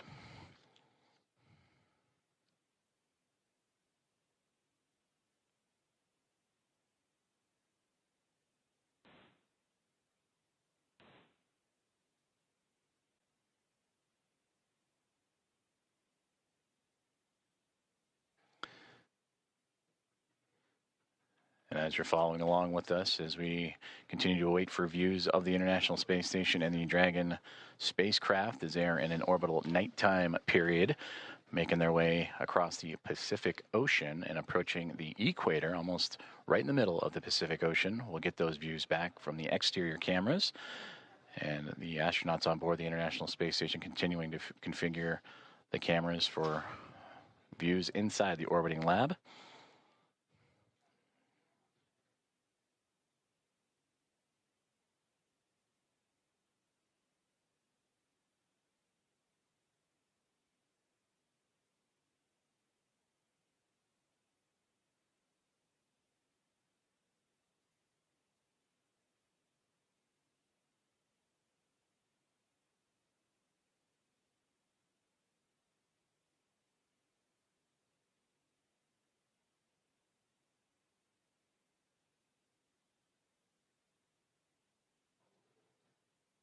If you are just joining us, you are watching live coverage of the docking of Axiom Mission 4 to the International Space Station, the 4th private astronaut mission to the orbiting lab and the first since January of 2024. Docking has occurred, and that was exactly an hour ago, 5:31 a.m. Central, 6:31 a.m. Eastern. And now with Axiom Mission 4 attached to the International Space Station, docking and leak checks and hatch procedures and opening procedures continuing to move along. The crew aboard the SpaceX Dragon Grace spacecraft going through their procedures, as well as the 7 members of the Expedition 73 crew who are in the middle of their workday, and namely NASA astronaut Nicole Ayers and Anne McLean, who oversaw today's approach monitoring from the cupola of the International Space Station, that window to the world that you see so many wonderful views from. And Nicole Ayers currently working in the space-facing hatch of the Harmony module, where on the other side of the APASS hatch and vestibule is the Dragon SpaceX spacecraft. Airs will use a small valve on that station's hatch to slowly introduce air into the vestibule. That's the space between the Dragon spacecraft and the International Space Station. That area has been exposed to vacuum of space, so that needs to be brought up to 1 atmosphere, or about 14 psi, what we know here on Earth as the pressure at sea level. And the flight controllers here in Houston will continue to monitor that pressure and temperature readings inside and verify that everything is leak-free before we go ahead and open up the hatches.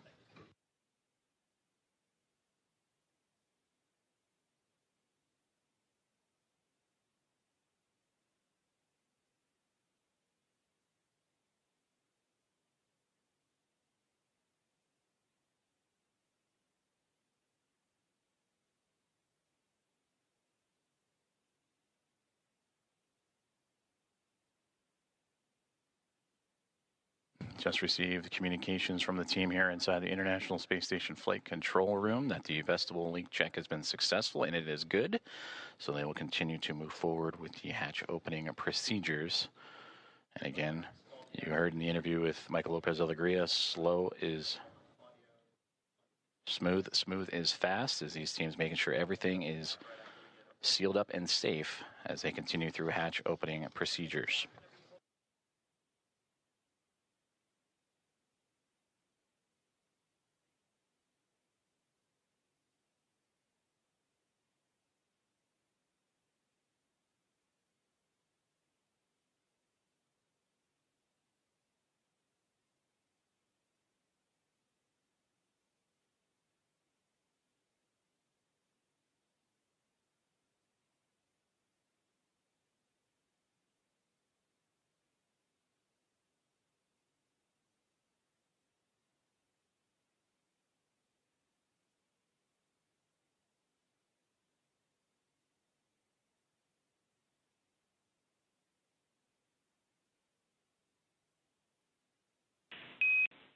Station Houston on the big loop. We are doing some more troubleshooting for the C2V2 audio issue, so big loop is going to be down for another 5 minutes. In the meantime, you are go to pick up in step 3.1 of 2.102, and NASA TV should be available on VME TV now.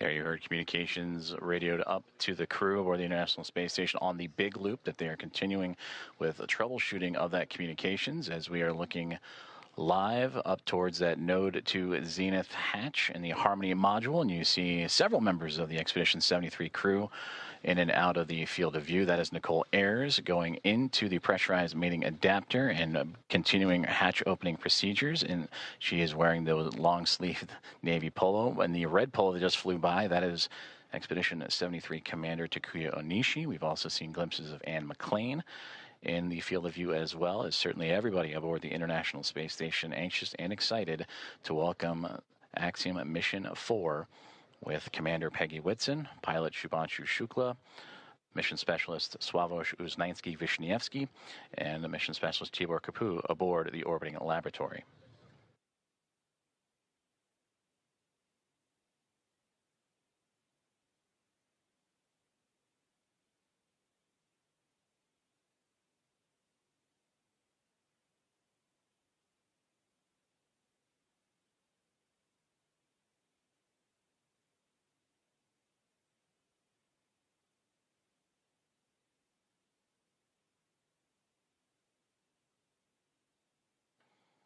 This is Mission Control Houston. If you are just joining us, you are following along with live coverage of the docking and soon-to-be hatch opening and welcome remarks of Axiom Mission 4 to the International Space Station. The mission began with the launch off of Launch Complex 39A and NASA's Kennedy Space Center yesterday morning at 1:31 a.m. Central, 2:31 a.m. Eastern. That took them on a journey that was a little more than a day to get them to the orbiting lab. They have since docked, and contact was at 5:31 a.m. Central Time. And after the connections made, the hooks driving to form the hard mate, umbilicals with power and communications connections all run. Now it is those hatch opening procedures and leak checks that the crew is currently working through aboard the International Space Station, while the crew aboard the on 2 for step 3.2, seeing about 0 for the DBTT, looking for your go to continue.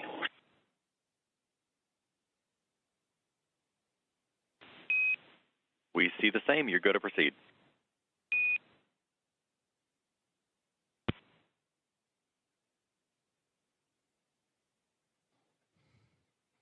And continued communications as Nicole Ayers once again floating into that pressurized mating adapter and continuing those hatch opening procedures to welcome Axiom at Mission 4. The target welcoming remark ceremony time, 8:35 a.m. Central. So a little more than 2 hours from now as leak checks and pressurization checks continue on before the APASS hatch and the vestibule and all procedures can be completed.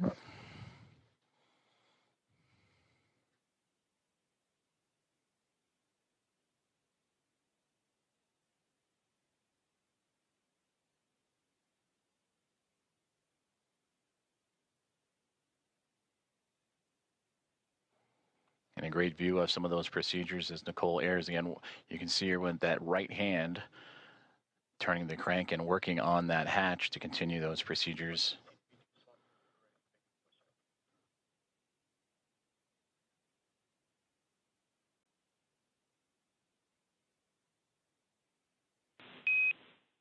Dragon, station, this is Houston on the big loop for comm checks.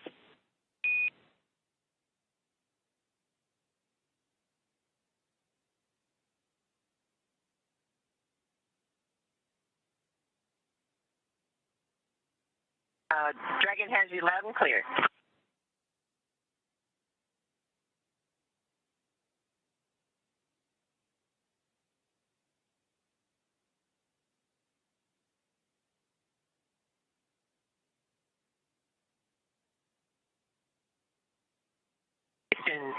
Dragon on the big loop, we have you loud and clear. And Dragon, we read you the same.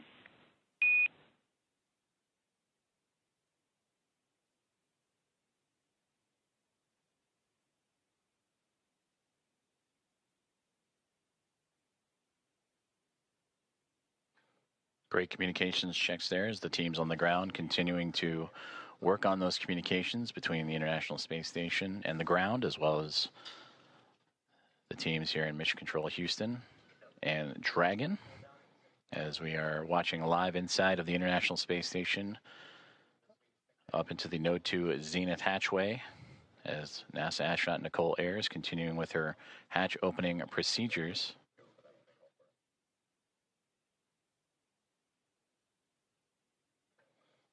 Docking of Axiom Mission 4 to the orbiting laboratory occurred about an hour and 10 minutes ago at 5:31 a.m. Central, and since then the crews for both station and inside Dragon have been going through those procedures and making sure everything is as it needs to be, including the proper leak checks and stowage from both perspectives, before continuing on with hatch opening procedures and welcoming remarks.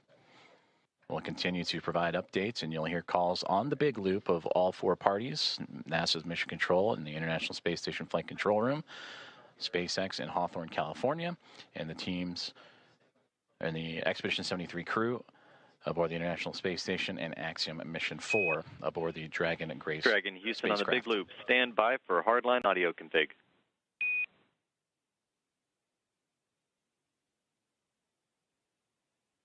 Dragon copies.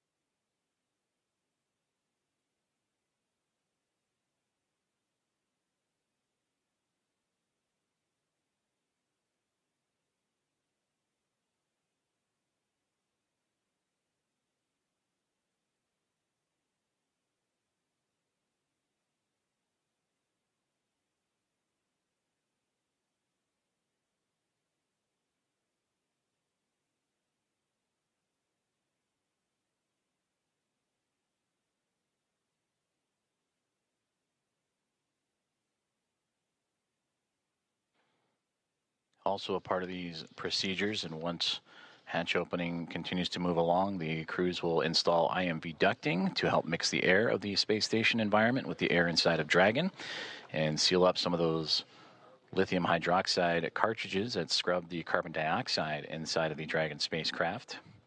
And that was on their ride to the International Space Station.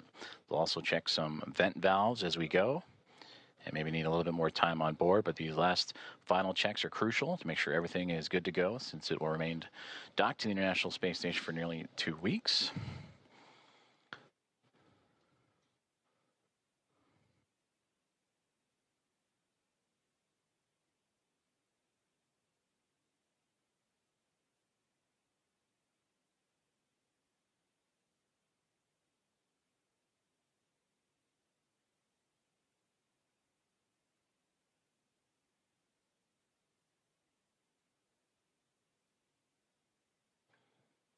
With the arrival of Axiom Mission 4 and the Dragon Grace spacecraft, newly named and given by Peggy Whitson, commander of Axiom Mission 4, shortly after launch yesterday morning, that now brings 5 spacecraft to the International Space Station, 2 Dragon spacecraft, a Soyuz MS-27 spacecraft, and 2 Progress vehicles, cargo vehicles, attached to the orbiting outpost.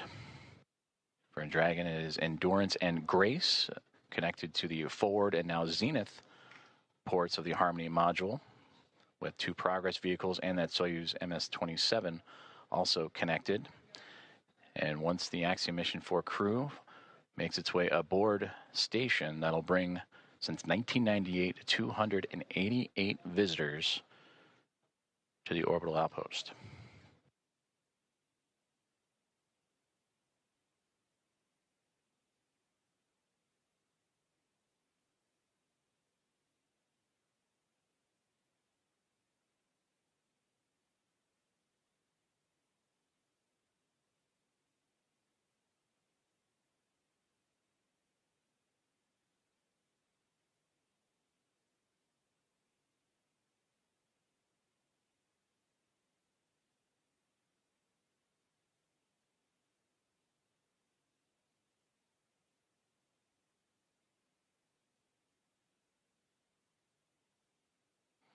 Nicole Ayers, NASA astronaut, has returned to inside the pressurized mating adapter and working on the APASS hatch and hatch opening procedures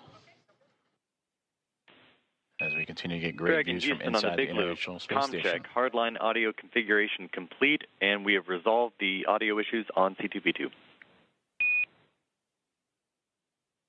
That sounds great, because we have you loud and clear. We read you the same.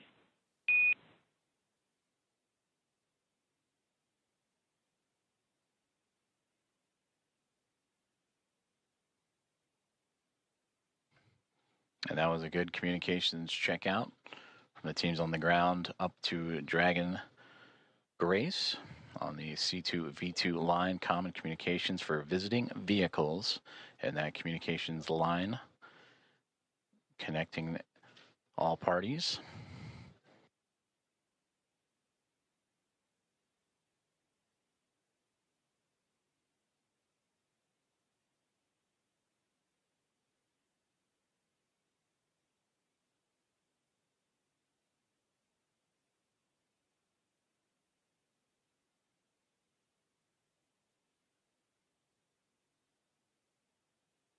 As we continue to work through hatch opening procedures, and again targeting approximately 8:35 a.m. Central Time for welcoming remarks as the International Space Station and Expedition 73 crew bring in and welcome aboard Axiom Mission 4.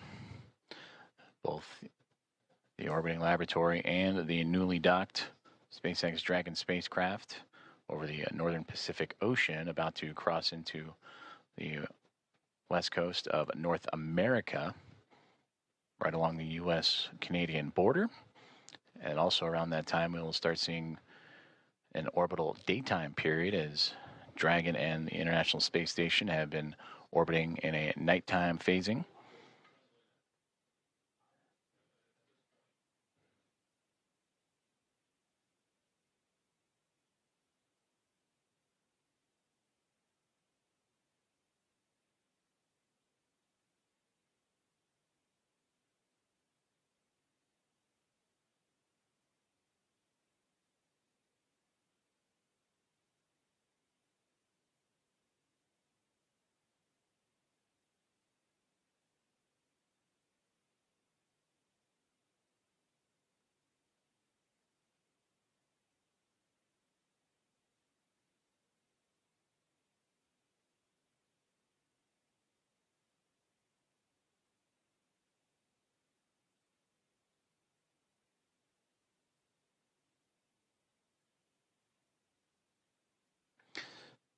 Currently experiencing a satellite handover period, and we'll continue to bring you the live views from the International Space Station, both inside or exterior. Once communications is established, which should be here in the next few moments. Until then, you can see on this map where exactly we're talking about, where the station and Dragon orbiting over the Pacific Ocean and about to cross over North America and over the northernmost territories of Canada.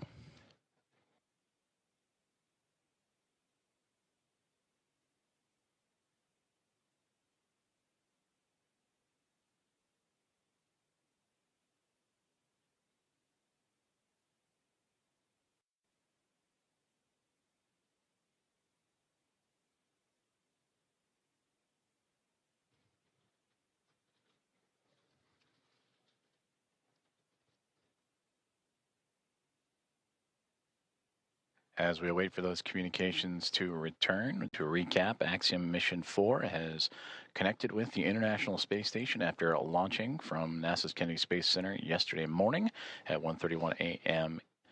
Central Time to connect with the space station at 5:31 a.m. Central this morning.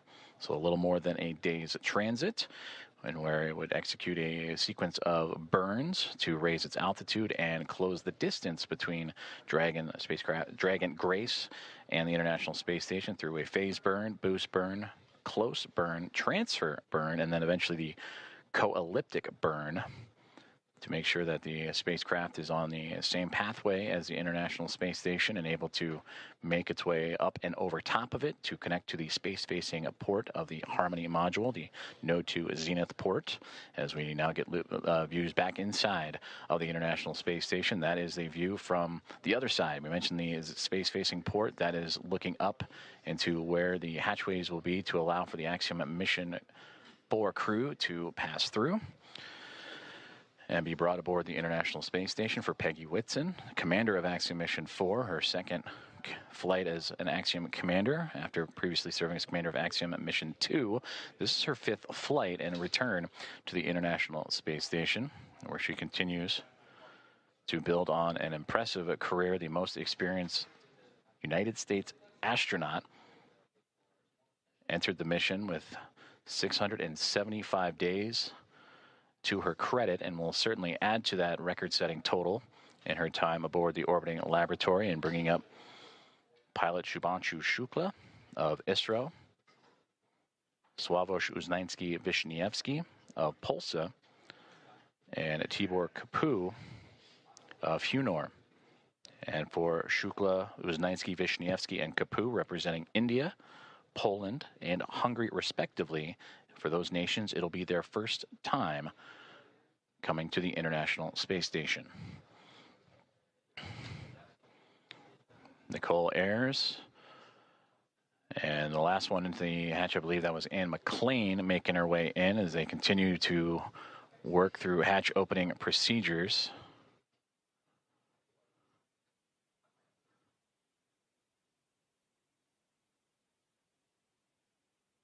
In the middle there, that is Expedition 73 Commander Takuya Onishi of JAXA. And then you just momentarily saw NASA astronaut Johnny Kim float in and out of view as the crew working together to continue these procedures, moving around some equipment, and to allow for the access to the APASS hatch. After successful vestibule pressurization and checks. And that's the operations that Nicole Ayers is working on right now with Takuya Onishi.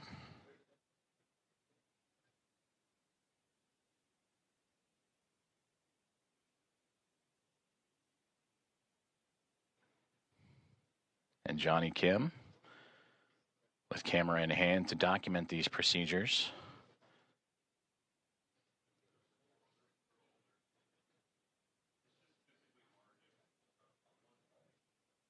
And again, just on the other side of this hatchway is where the Axiom Mission 4 crew going through procedures of their own, inventory and doffing their suits that they wore on the uphill ride to their initial orbit.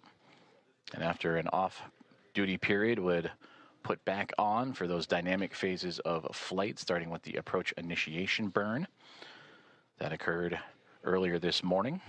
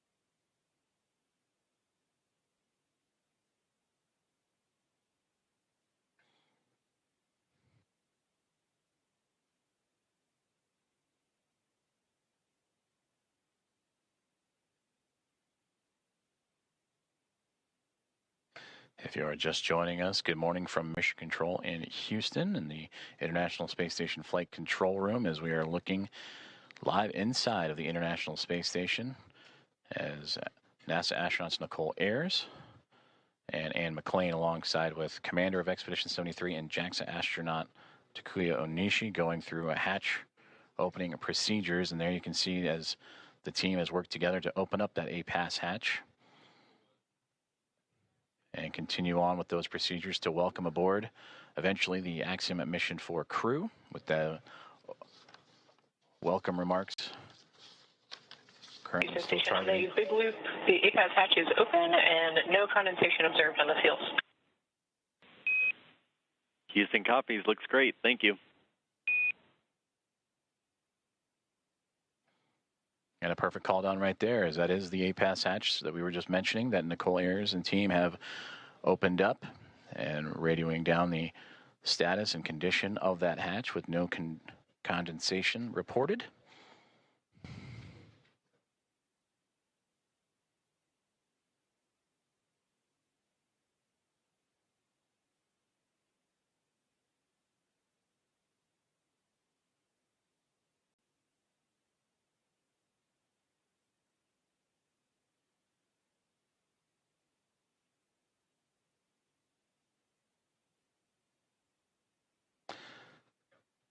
And as Nicole Ayers continues to work on that hatch, you'll also see that hatch be covered up to give an extra level of safety to allow for the Axiom Mission 4 team to pass smoothly without having to worry about any additional hazards as they pass through the vestibule and pressurized mating adapter and eventually into the Harmony module of the International Space Station.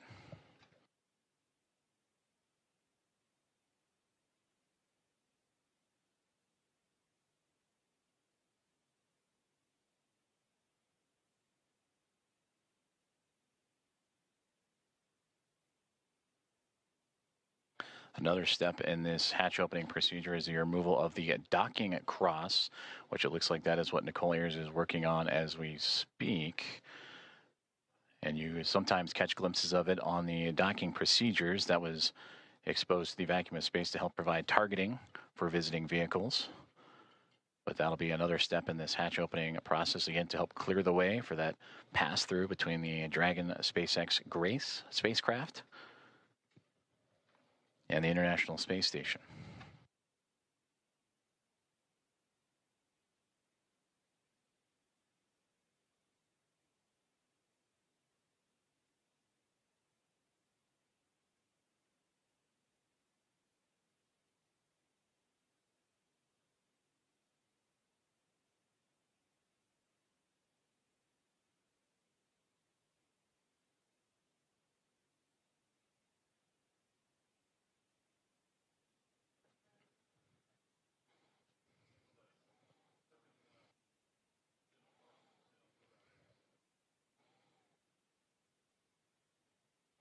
Hatch opening procedures continuing to move along for the teams aboard the International Space Station and Axiom Mission 4 as we draw closer and closer to the anticipated hatch opening and eventual welcome remarks And we thank you for tuning in and joining us this morning as we are live from the International Space Station Flight Control Room in Houston, Texas, monitoring Nicole Ayers as she continues to work through those step-by-step procedures.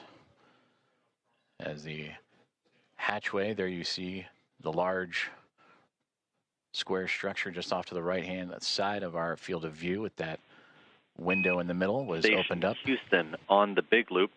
Just want to clarify, we want the standoff cross stowed in the standoff cross cover bag.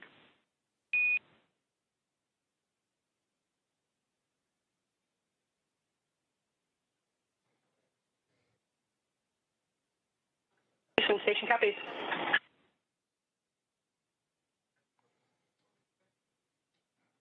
And that's the teams here on the ground assisting the astronauts on board the station with those hatch opening procedures.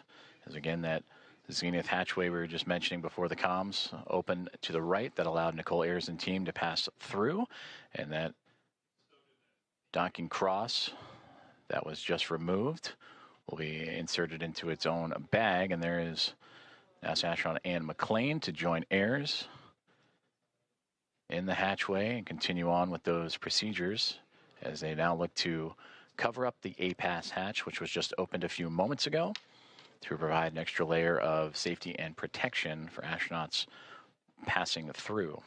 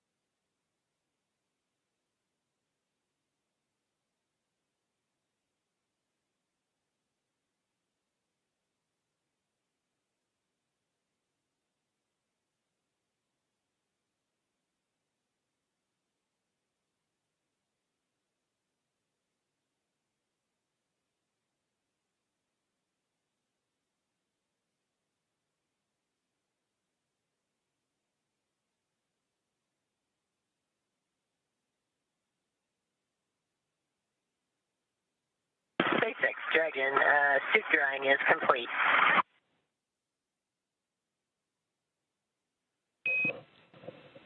And Dragon, we copy on the big loop, suit drying complete.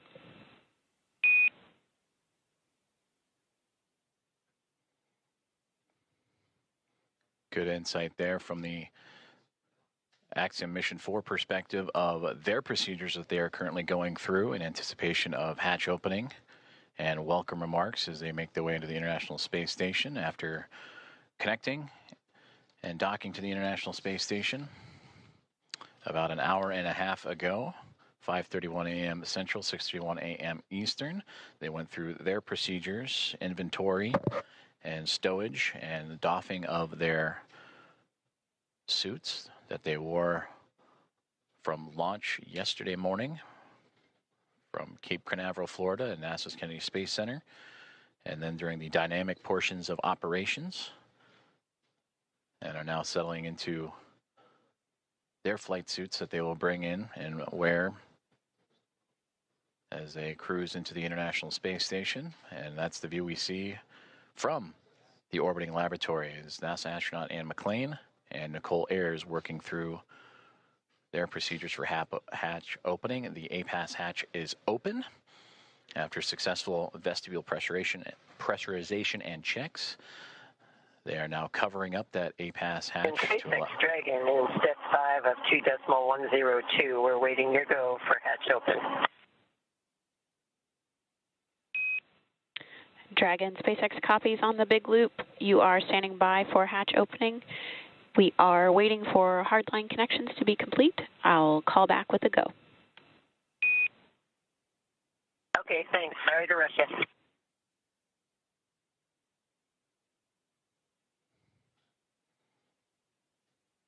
And there you heard Axiom Mission 4 Commander Peggy Whitson radioing out to the team at SpaceX. They are awaiting the go for hatch opening. I'd imagine the crew aboard the Dragon Gray spacecraft anxious and excited to float into the International Space Station for the very first time.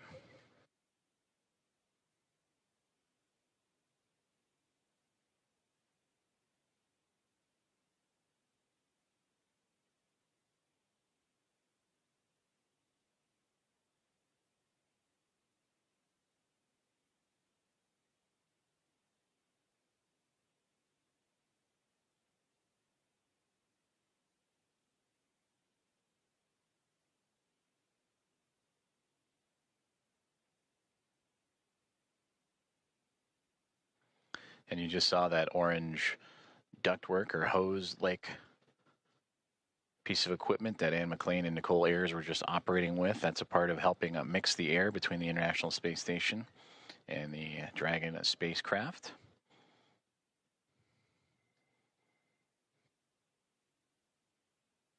They'll continue to check some vent valves as well, so it just might be a little bit more time before we welcome the crew on board.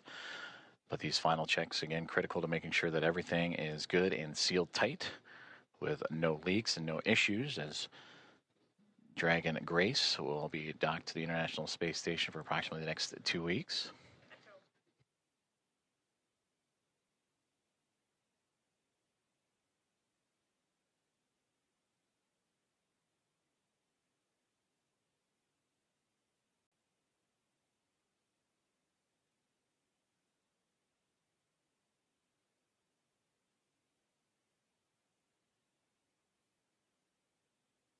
Houston, SpaceX station is ready for Dragon hatch equalization.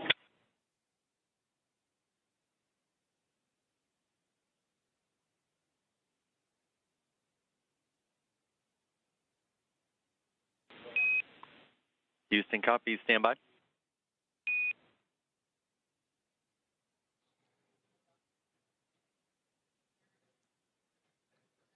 Another step in those hatch opening procedures is Nicole Ayers just radioed down for the SpaceX Dragon hatch pressurization and equalization. As you see the pop of flash bulbs aboard the International Space Station being documented, and plenty of smiles from the Expedition 73 crew as we draw closer and closer to hatch opening and welcoming Axiom Mission 4 aboard the orbital outpost.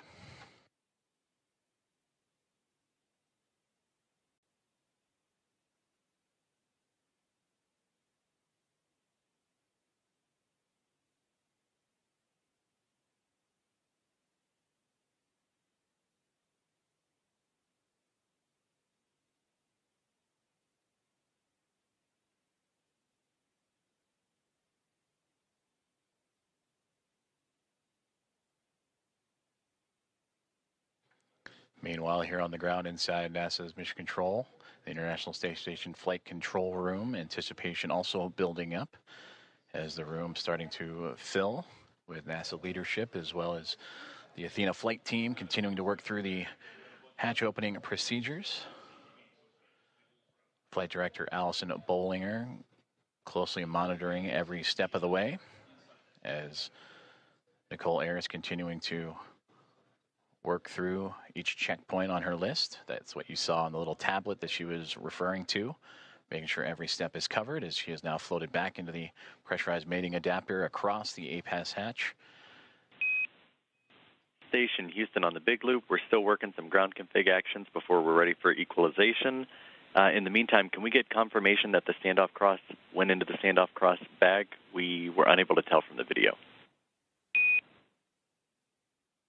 It was in there when you guys called. Thanks. Copy, thanks.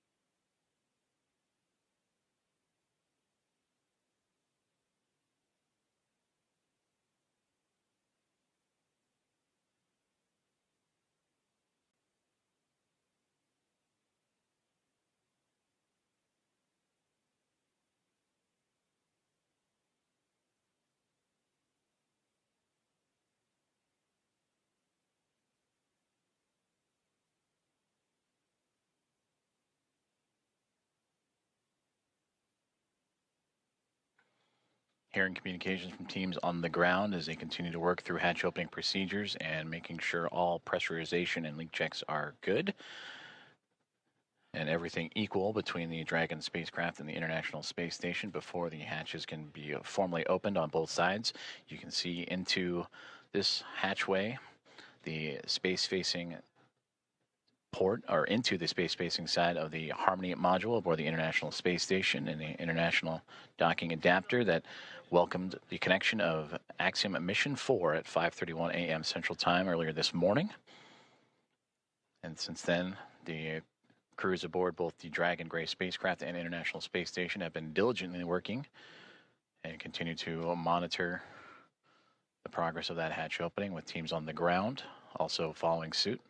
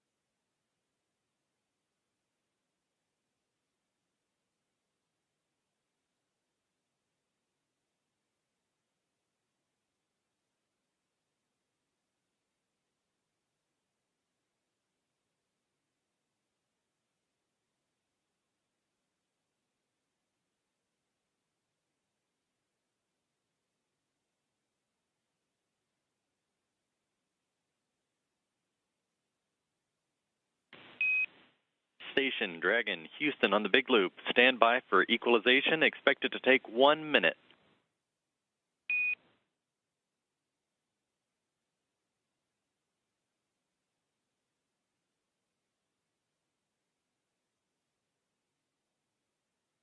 Station copies 1 minute. Dragon copies 1 minute.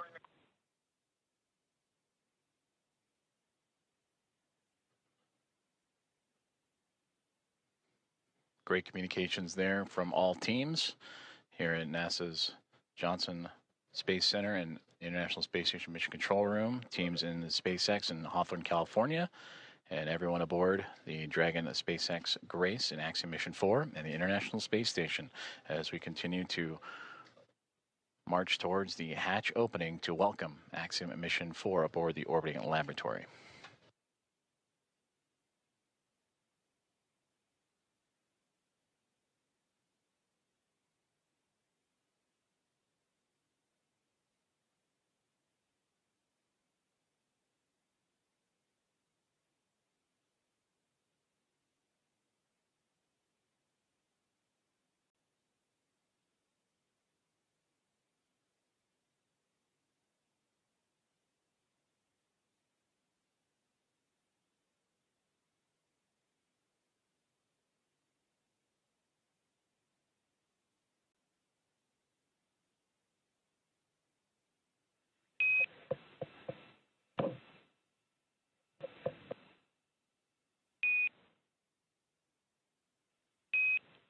Dragon SpaceX on the big loop, you are go for hatch opening per the decal, followed by the remaining actions in procedure 4.400, section 6. Dragon copies. Go for hatch open and remainder of steps in 4.400.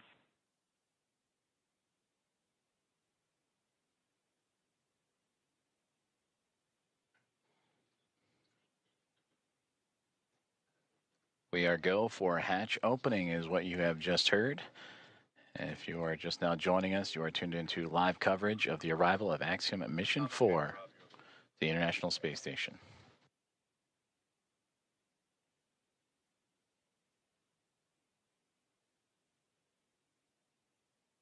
And SpaceX Dragon hatch is coming open. SpaceX copies.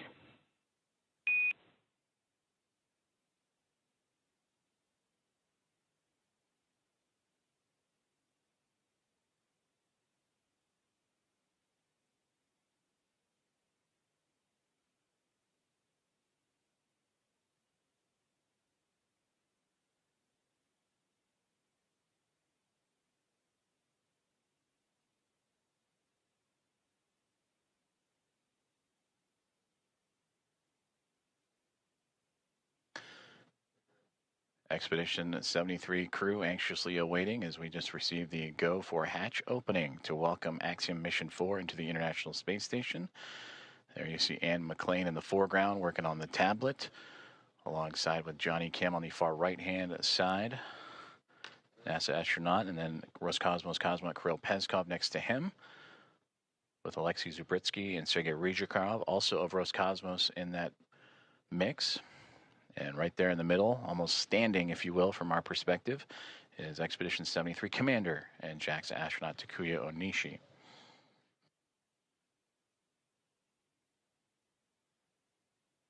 From this view, they are looking up. Dragon, hatch is open at 12:14, and we're requesting the go for the LIO change.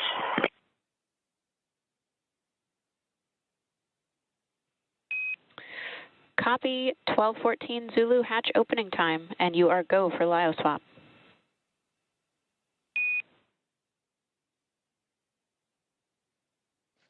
And there you heard that the hatch is open and confirmed at 7:14 a.m. Central Time, as the hatches are open between SpaceX Dragon Grace spacecraft and the International Space Station. Again, 7:14 a.m. Central, 8:14 a.m. Eastern.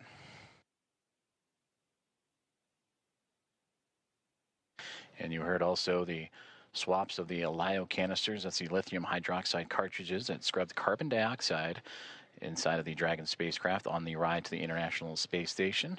Also, Nicole Ayers out of view, but if from this perspective, looking up, she is operating with the Axiom Mission 4 team to help refresh the air and cycle air between the two craft as they continue a few more procedures before floating across and into the orbiting laboratory for the first time.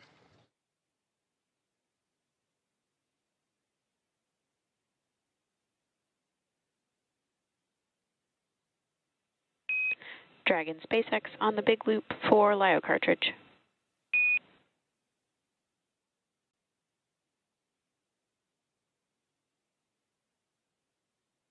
Go ahead for LIO cartridge.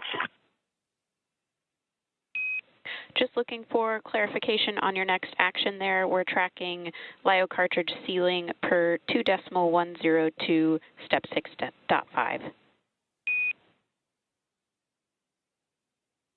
Oh, okay. And in my procedure, I had put instructions on the decal for section.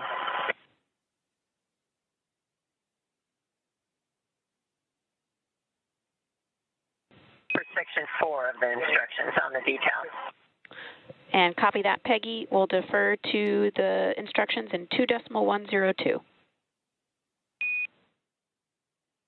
Okay, that's where we are.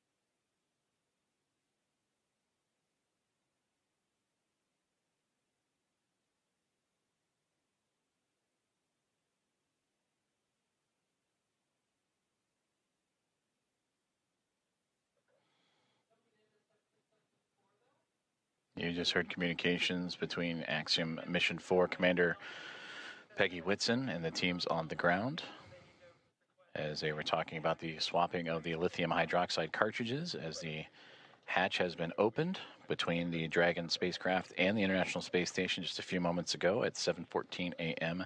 Central Time. And this is a view inside the International Space Station, looking forward, if you will, as the astronauts and cosmonauts aboard are looking up. That is towards the space-facing port of the Harmony module. That's where they are in now.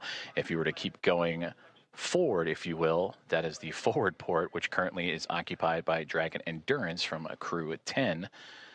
And a great microgravity demonstration of the camera that Alexei Zubritsky is using to help document and be a part of the welcoming committee for Axiom Mission 4 here in the next few moments.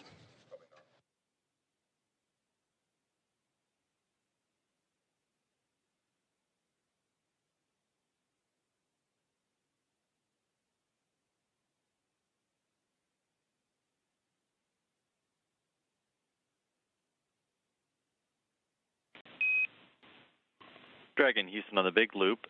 Just to confirm, we want to make sure IMV duct installation is complete before we do LiO cartridge sealing. Yes, the IMV duct installation is complete. My bad, I didn't get it reported. Houston copies.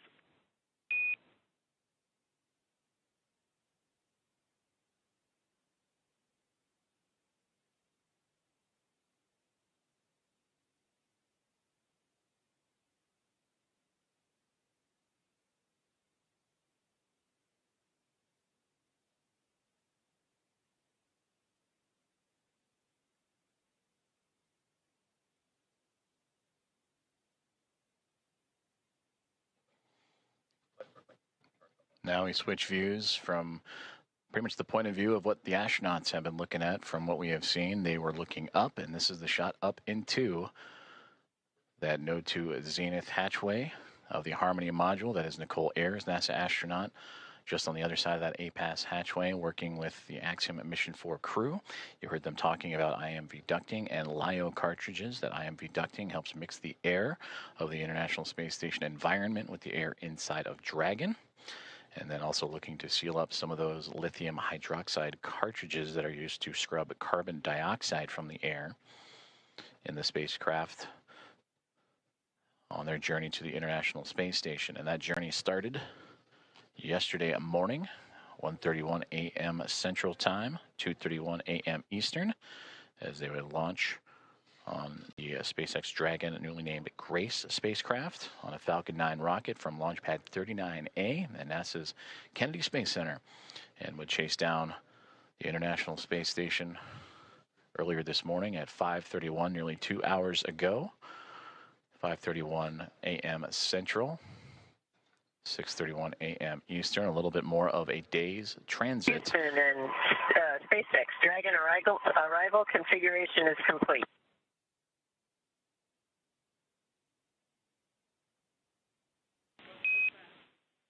Houston copies. SpaceX copies.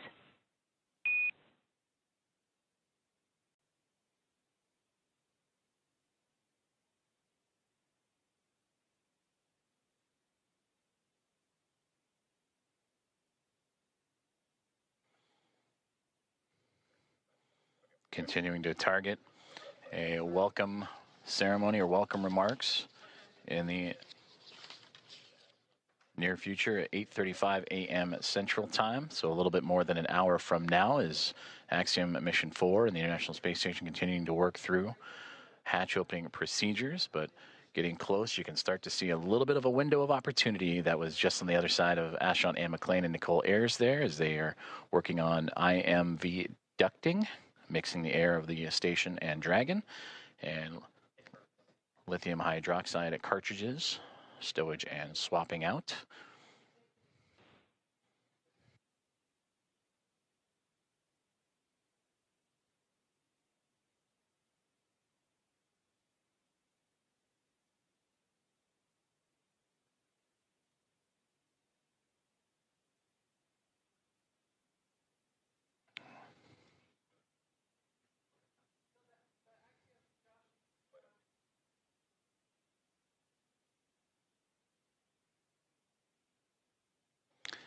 So Anne McLean and Nicole Ayers are starting to clear out the hatchway, and we are going to see the first views of Axiom Mission 4. Commander Peggy Whitson, the first one across the APASS hatch, receiving great big hugs from Nicole Ayers and the Expedition 73 crew.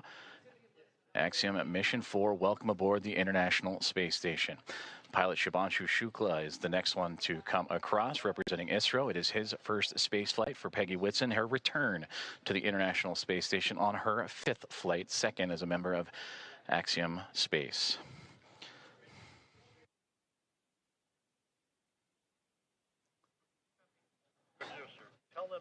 Sławomir Wisniewski of ESA, representing the nation of Poland.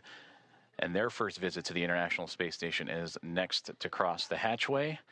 And warm hugs all around. And applause breaking out here inside of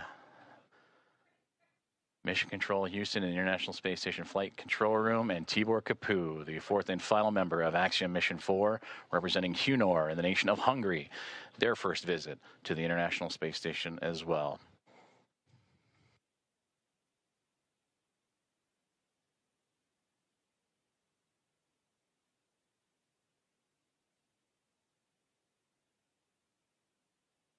Great big hugs and handshakes across all members of Expedition 73 and Axiom Mission 4's Anne McLean and Nicole Ayers of NASA, along with Johnny Kim, Kirill Peskov, Sergei Ryzhikov, and Alexei Zabritsky of Roscosmos, and Takuya Onishi, commander of Expedition 73 and of JAXA, with handshakes and hugs for Peggy Whitson, Shubanshu Shukla, Sławomir Uznański-Wisniewski, and Tibor Kapu. And with their arrival to the International Space Station, that now makes 288 visitors to the orbiting laboratory.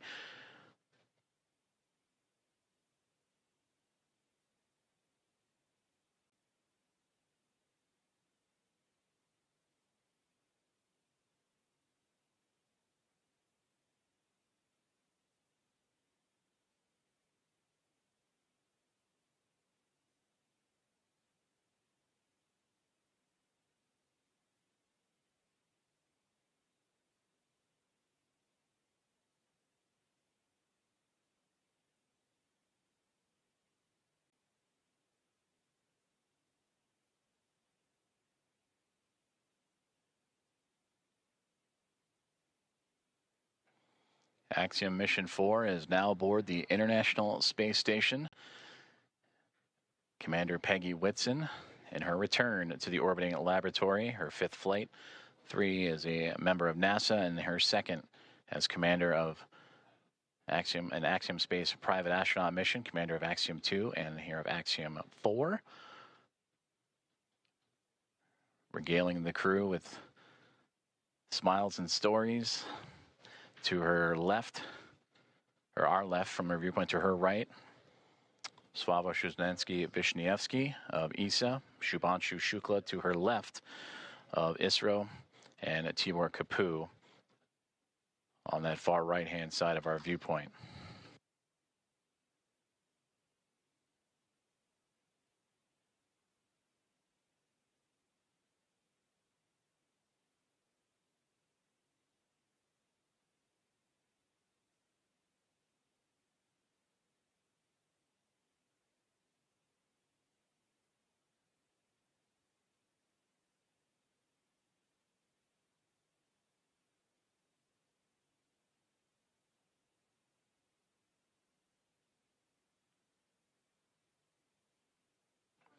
The crew is safely aboard the International Space Station. Welcome again to Axiom Mission 4. And we are continuing to target a formal welcome remark from the crew and being joined by the Expedition 73 team as well. That'll be at approximately 8:35 a.m. Central Time. And from there, they will receive a safety briefing and begin their approximately 2-week mission aboard the International Space Station, in which they will participate in around 60 research investigations representing 31 countries, with more than 24 of those experiments sponsored by the ISS National Lab.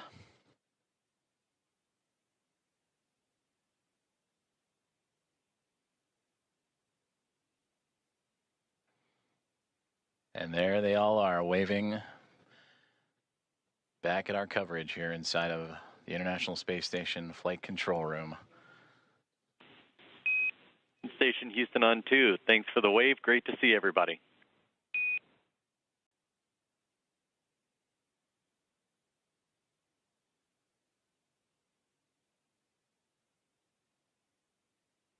Houston Station, we're happy to be here. It's so great to be here finally.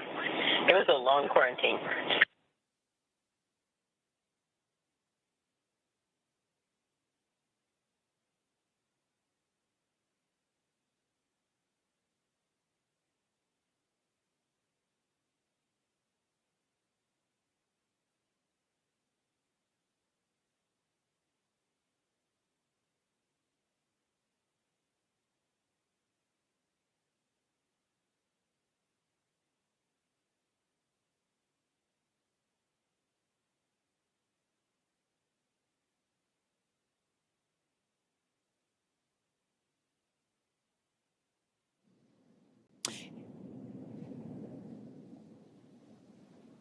And with the crew now in the space station, we're going to wrap up our portion of the live joint coverage from Hawthorne. It's been an honor to support Axiom Mission 4 thus far, and we wish the crew a successful time on the space station. We're, of course, also looking forward to joining AX4 again when it's time to return home. Ronnie, from launch to docking, it has been an absolute pleasure sharing this desk with you.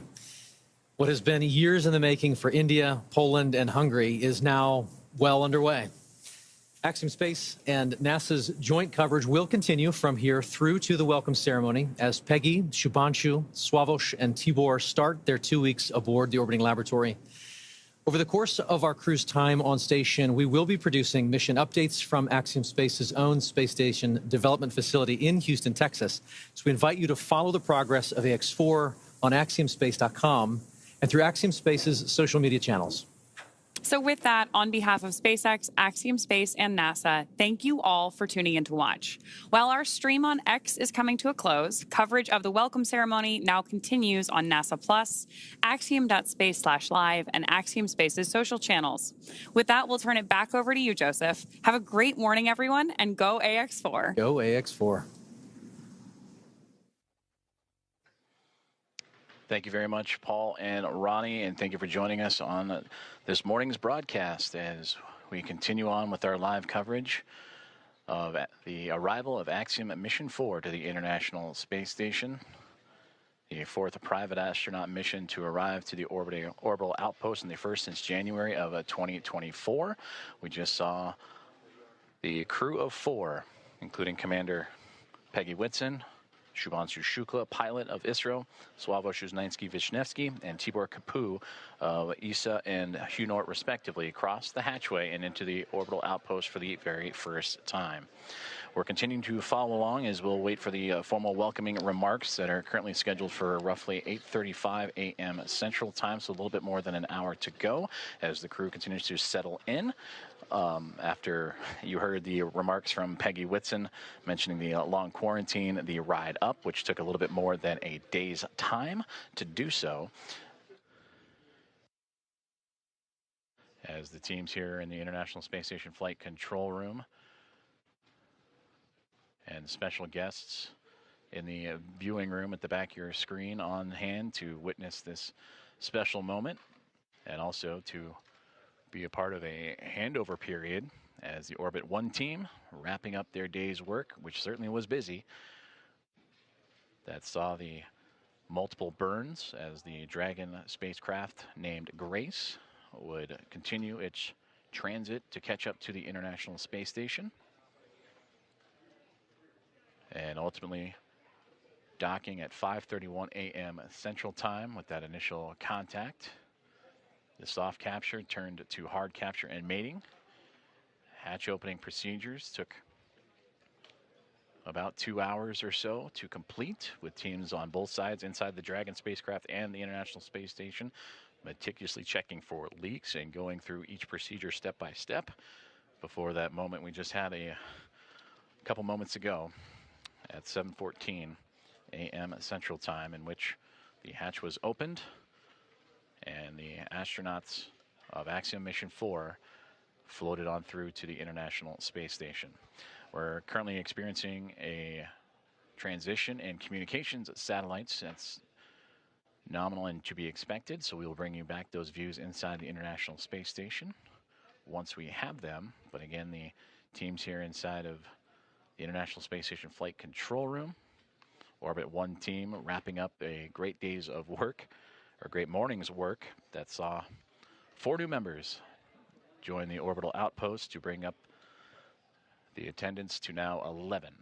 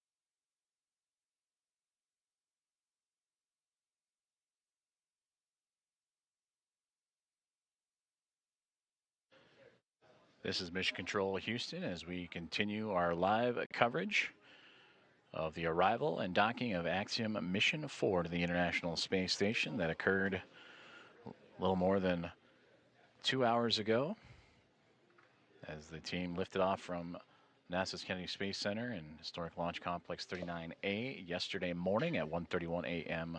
Central Time to begin its little more than a day transit to the orbiting laboratory.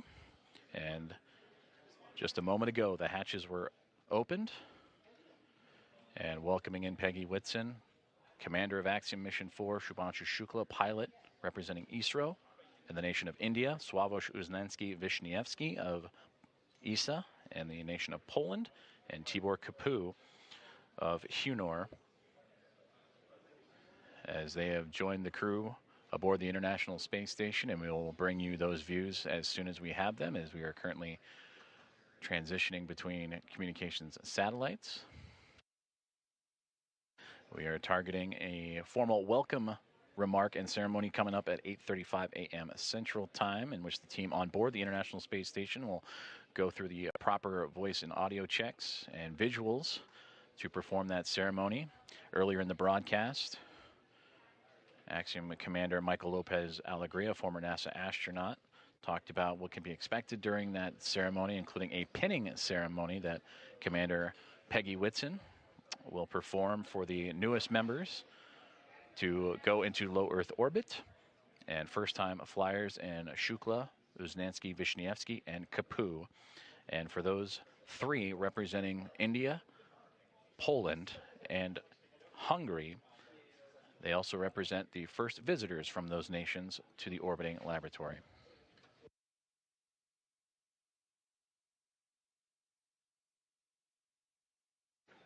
You're currently seeing live views inside of the International Space Station Flight Control Room as the teams on the ground here in Houston are currently undertaking a handover period over at Orbit 1 team that had the early morning hours and monitored Dragon's approach and docking. We'll hand over to the Orbit 2 team, which will then take over for their shift of the day.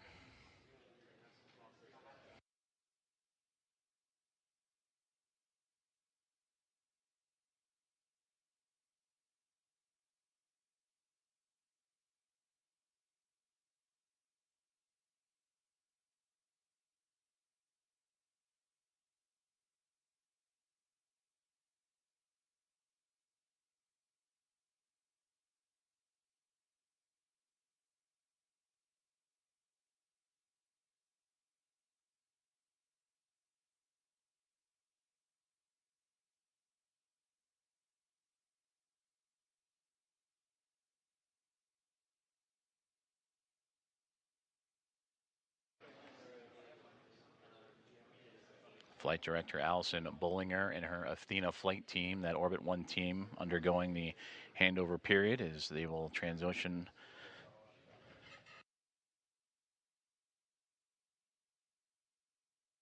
to the Orbit 2 squad, as we'll continue to follow along with live commentary and updates leading into the welcome ceremony and opening remarks on the arrival of Axiom Mission 4.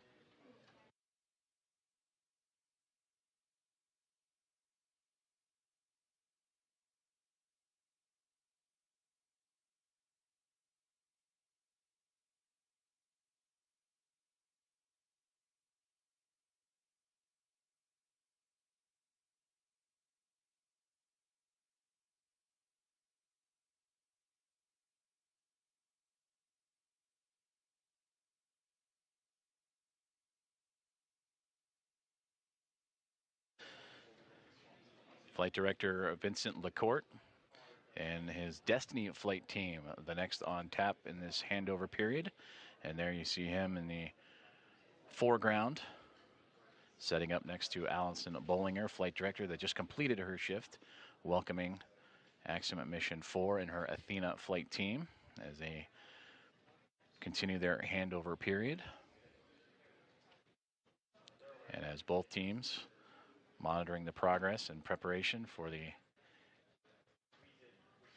upcoming event, the welcome remarks from Axiom Mission 4 and their formal arrival to the International Space Station. And plenty of smiles and laughter throughout the room after a successful docking that occurred about 2 hours and change from now. And that was at 5:31 a.m.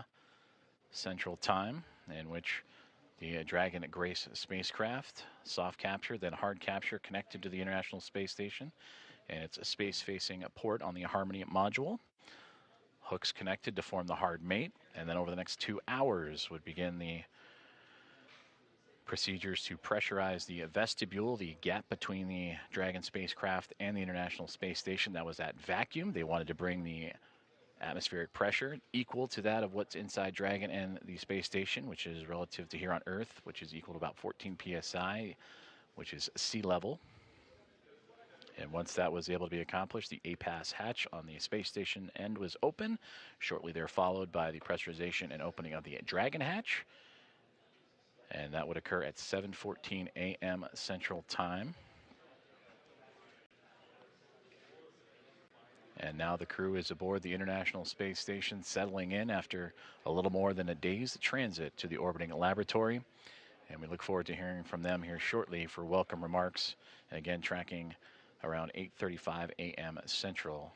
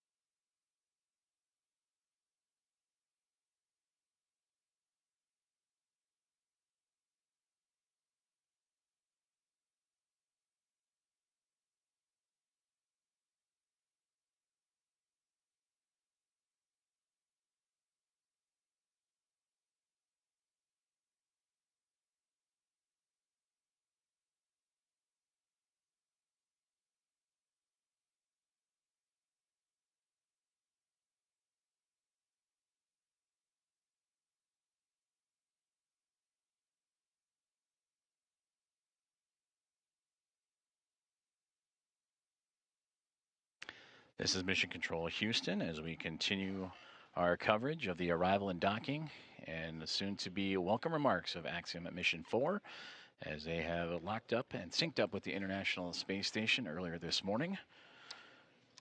And the crew of 4 have since floated aboard the International Space Station, bringing up its population from the Expedition 73 crew of 7 to now a total of 11. And we will hear from Commander Peggy Whitson, pilot Shubanshu Shukla, mission specialist Sławomir Uznansky-Wisniewski, and mission specialist Tipu Kapoor here shortly. We are continuing a handover period. The Orbit 1 team, the Athena flight led by Flight Director Allison Bollinger, handing over to Vincent McCourt, and the Destiny flight team. That'll be completed here in just a few moments. Meanwhile, the crew aboard the International Space Station continuing to get settled in and prepare for those welcoming remarks that would be a little less than an hour from now, about 50 minutes or so.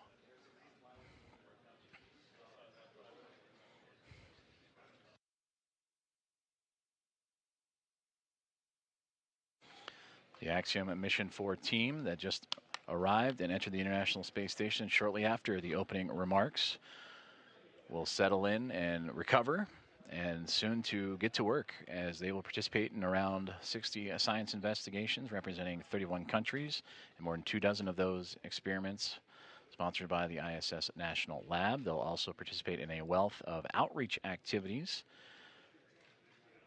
that they'll participate during their approximately 2-week mission.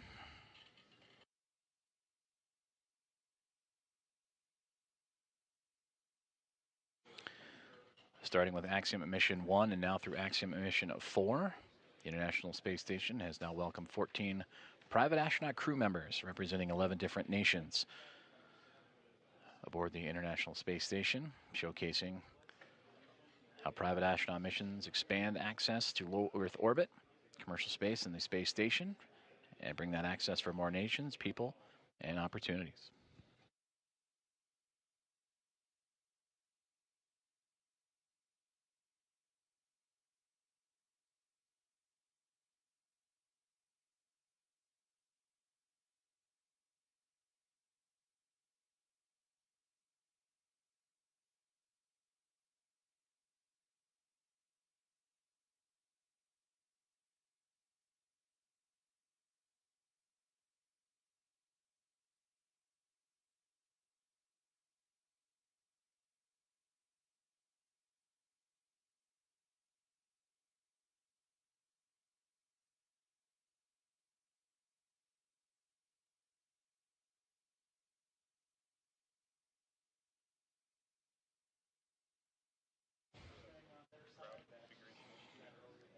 The views you are seeing now are from the external cameras on board the International Space Station, looking at the Dragon spacecraft as the vehicles now enter an orbital nighttime period. The two currently traversing across the southern Indian Ocean and about to cross the continent of Australia and make its way over into the Pacific Ocean.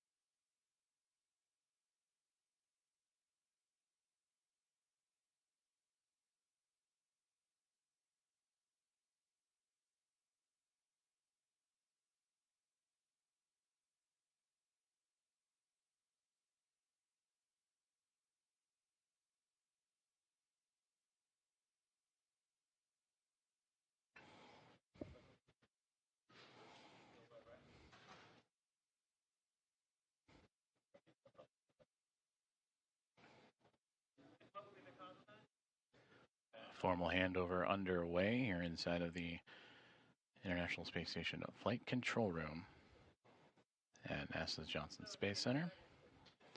As the teams on the ground, Orbit 1 team, Allison Bollinger, Flight Director, in her Athena flight, handing over to Vincent LaCourte and the Destiny flight team, who will take over and continue to monitor the progress of the arrival of Axiom Mission 4, who are aboard the International Space Station, hatch opening between the SpaceX Dragon spacecraft named Grace, in which that hatch would open up at 7:14 a.m. Central Time, and the crew of 4, Peggy Whitson, Shubanshu Shukla, Sławosz Uznański-Wiśniewski, and Tibor Kapu, welcomed with smiles, photos, handshakes, and hugs from the 7-member Expedition 73 crew that feature NASA astronaut Anne McClain and Nicole Ayers, along with Johnny Kim, JAXA astronaut Takuya Onishi, Kirill Peskov, Sergei Ryzhikov, and Alexei Zubritsky of Roscosmos.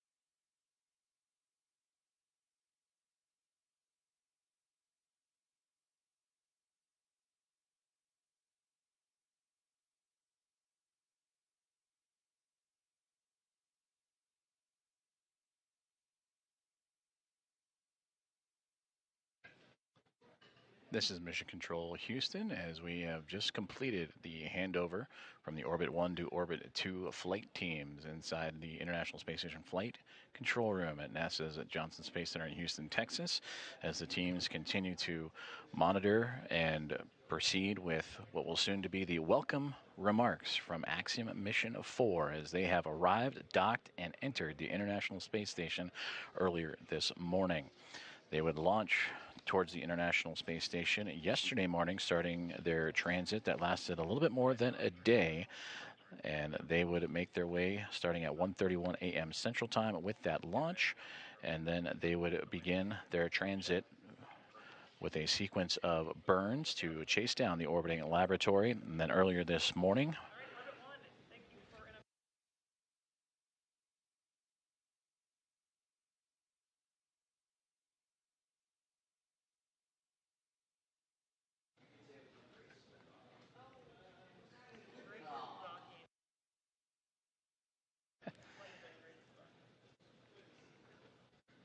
and pausing there for the final remarks from Flight Director Alison Bollinger, who oversaw today's docking of the Dragon spacecraft, aptly named Grace. And she said, graceful docking for the craft to the International Space Station in the space-facing or zenith port of the Harmony module. And that contact would occur at 5:31 a.m. Central Time earlier this morning, and then the hatchways would then take about the next 2 hours or so to make sure all leak checks and inspections were performed step by step for both the teams inside the Dragon spacecraft and Axiom Mission 4, as well as the Expedition 73 crew aboard the International Space Station. And then the hatchways would open up to allow the crew to come on board. That would occur at just after the 7 o'clock hour, at 7:14 a.m. Central Time, that the hatchway would open. And Peggy Whitson, commander of Axiom Mission 4. I see you, Johnny, and if you were trying to call and she would lead the charge. It'll be her return to the International Space Station after commanding Axiom Mission 2, but also her 5th overall flight, 3 previous before Axiom, as a member of the NASA Astronaut Corps, and key missions to the International Space Station. I can do the scene voice check now if you'd like. From there, check in with PAO to see if they're ready.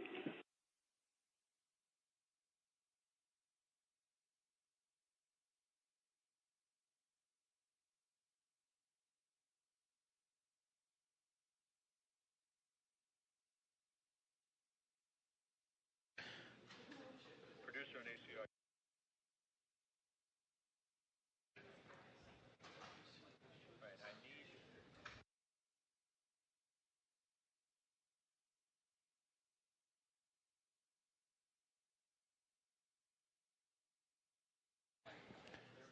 now the teams here on the ground preparing for the welcoming remarks. We will see the astronauts aboard the International Space Station prepare for the proper video and audio configurations before the formal remarks can be underway, and that should occur here shortly.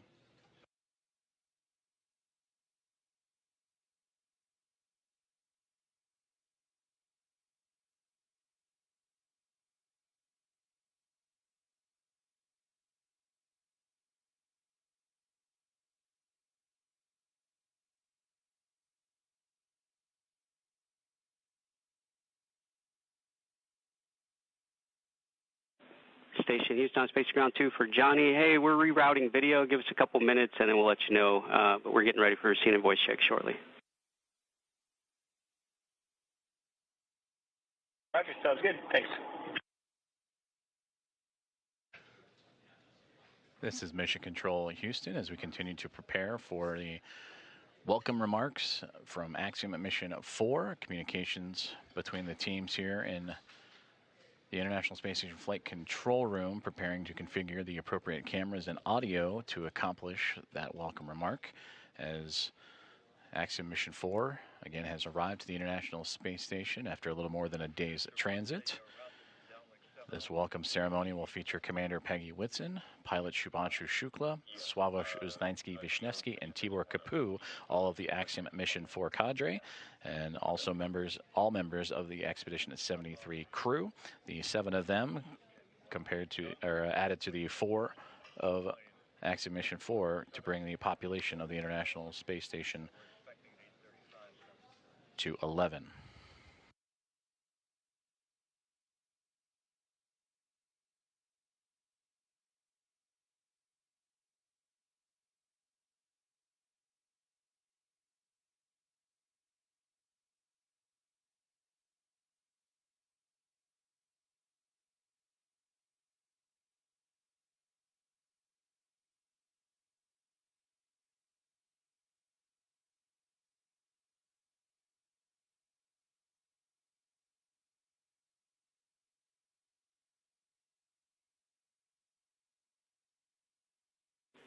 Station Houston on Space Ground 2 for Johnny. We're ready for those scene and voice checks.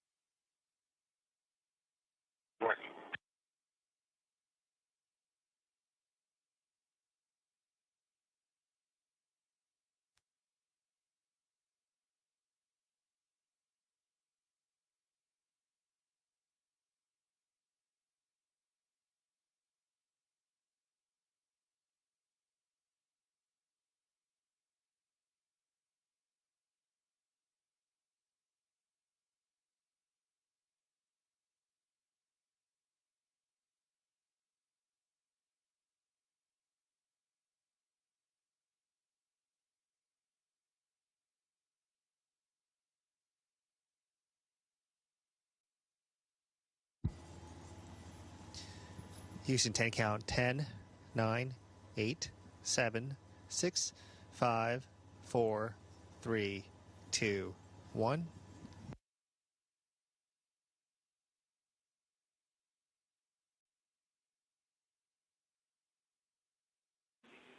Johnny, we have a good scene, good voice. Thanks for the check.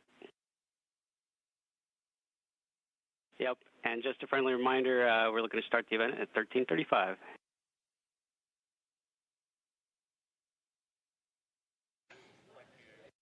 Great, 35 after, thanks.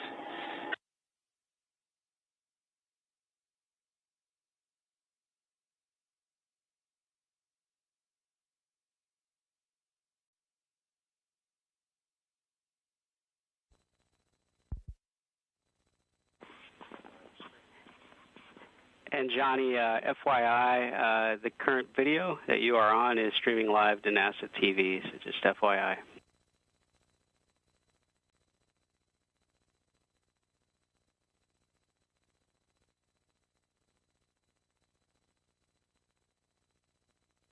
Roger, it's okay if I turn it off and then turn it on a few minutes at 4:35? Sounds good. You can do that.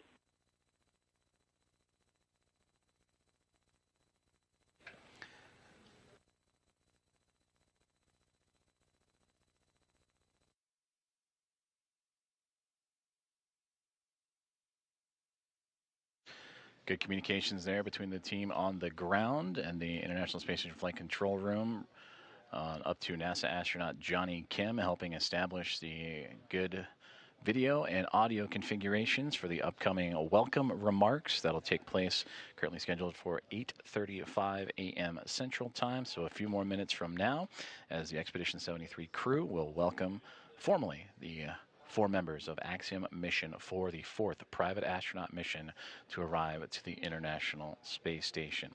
They would arrive on the SpaceX Dragon spacecraft named Grace, and that would occur earlier this morning, and then ultimately go through the hatchway and pressure checks and to ultimately allow them to cross over from the Dragon spacecraft and into the International Space Station. And that docking would occur at 5:31 a.m. Central Time for that soft capture. It would take about 2 hours or so to make sure the leaks and everything was safe to proceed. The pressurization between the International Space Station and the Dragon spacecraft were equal, and allowing for the hatchway to be opened and then welcoming in Commander of Axiom Mission 4, Peggy Whitson, Shubanshu Shukla, the pilot representing Isro in the nation of India, Sławomir Uznański-Wiśniewski of ESA and the nation of Poland, and Tibor Kapu of Hunor and the nation of Hungary. They would cross over the APASS hatch starting at 7:14 a.m. Central Time. And for Shukla, Uznański-Wiśniewski, and Kapu, representing again India, Poland, and Hungary, it is those nations' very first visits to the orbiting laboratory. So we'll continue with live coverage of the welcome remarks that will again be taking place in about 25 minutes or so, as Johnny Kim and the team were able to configure the cameras and audio appropriately. And again, that now 11-person International Space Station will come on camera and welcome in the newly arrived Axiom Mission 4 crew.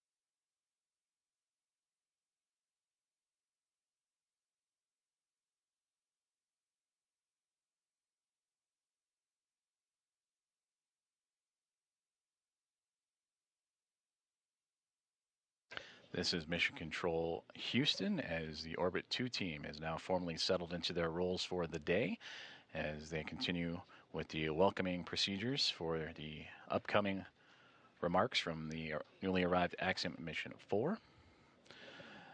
Flight Director Vincent McCourt and the Destiny flight team have now taken over, and we'll continue to work through as the Axiom Mission 4 crew begin their unpacking procedures and get to settle in aboard the International Space Station, the now orbiting lab with 11 members on board, currently in their midday meals and midday processes of their workday before transitioning into the back half of their day and then settling in for what will be a good night's sleep after a very eventful morning for us here in Houston, Texas, as well as those that followed along in the Joint Operations teams in both Axiom Space, also here in Houston, and SpaceX in Hawthorne, California.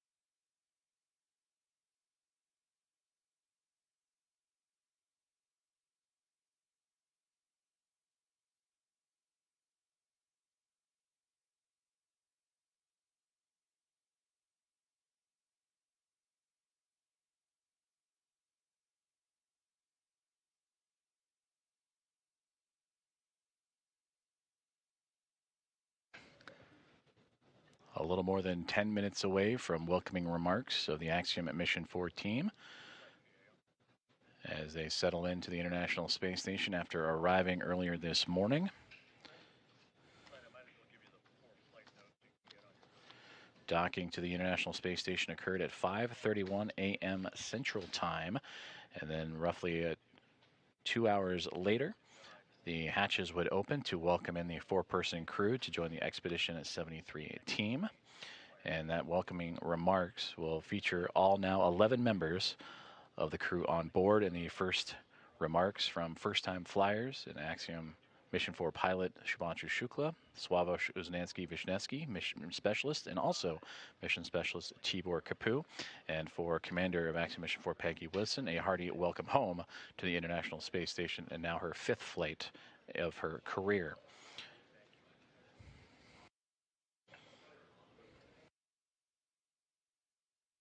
For Peggy Whitson, the most experienced U.S. astronaut in history, began this mission with 675 days under her belt, 9th all-time, but will continue to add to those incredible historical numbers as the Axiom Mission 4 and its crew will proceed with an approximately 2-week mission aboard the orbiting laboratory, performing outreach events and research investigations, participating in around 60 of those investigations, representing 31 different countries.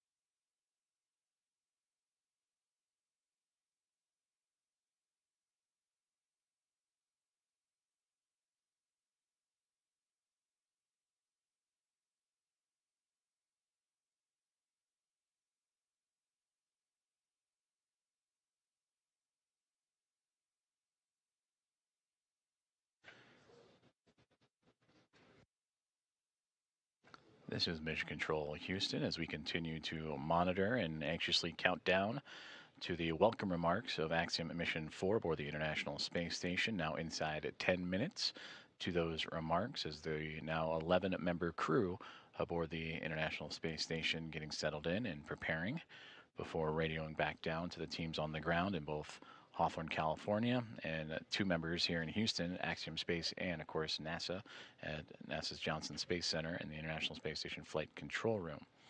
Currently, the SpaceX Dragon Grace that brought the Axiom Mission 4 crew to the International Space Station together, connected, currently orbiting over the northern portion of the Pacific Ocean. They are in an orbital nighttime period, and we will bring you those exterior views once the station and spacecraft emerge into the orbital sunrise and orbital daytime. But until then, we will continue to track as the crew preparing for those welcome remarks now inside 10 minutes.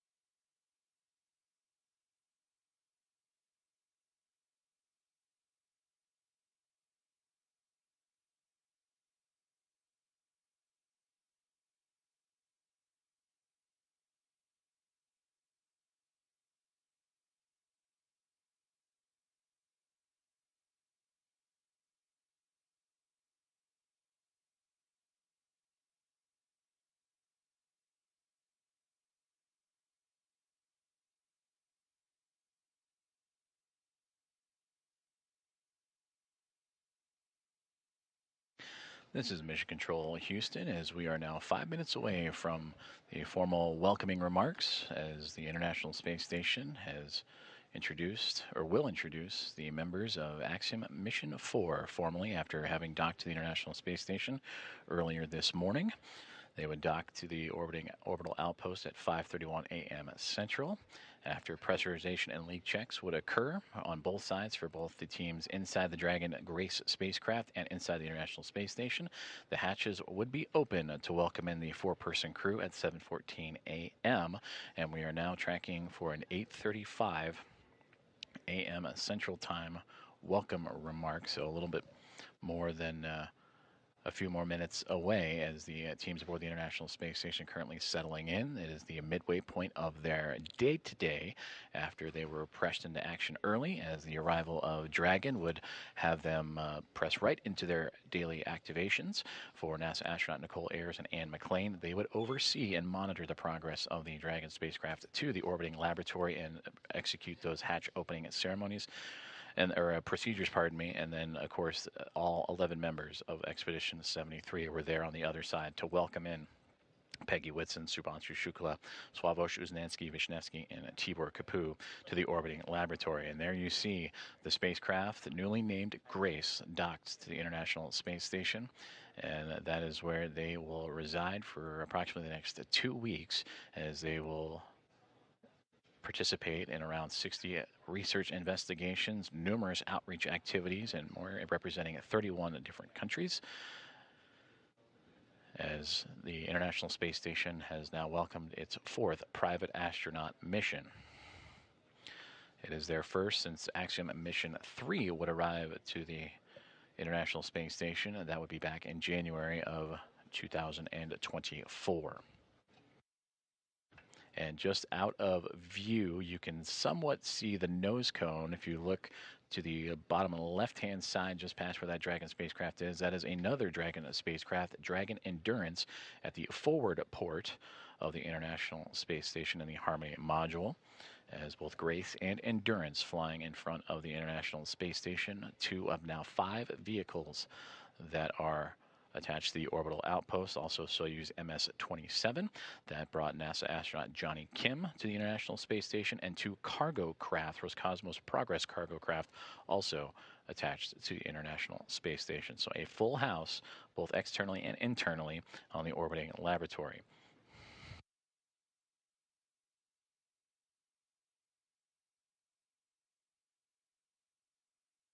We're approaching about 10 minutes until the welcome remarks for Peggy Whitson, Shubanshu Shukla, Sławosz Uznanski-Wisniewski, and Tibor Kapu. One of the traditions for the Axiom missions and the private astronaut missions is the pinning of the newly minted astronauts. For Peggy Whitson, she'll be placing those pins on Shubanshu Shukla, Sławosz Uznanski-Wisniewski, and Tibor Kapu. For them, this is their very first space flight and very first mission to low Earth orbit.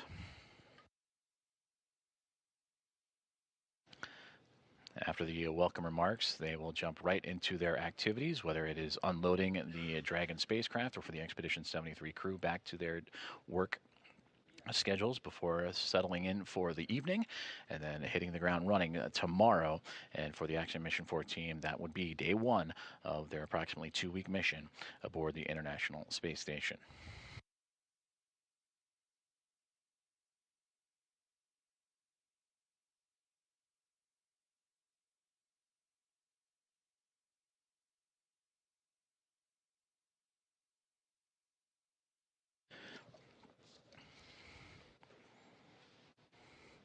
And to take a look back at the activities for Axiom at Mission 4, they would lift off from Launch Complex 39A at NASA's Kennedy Space Center yesterday morning at 1:31 a.m. Central Time, carrying Whitson, Shukla, Uznanski-Wisniewski, and Kapu to low Earth orbit.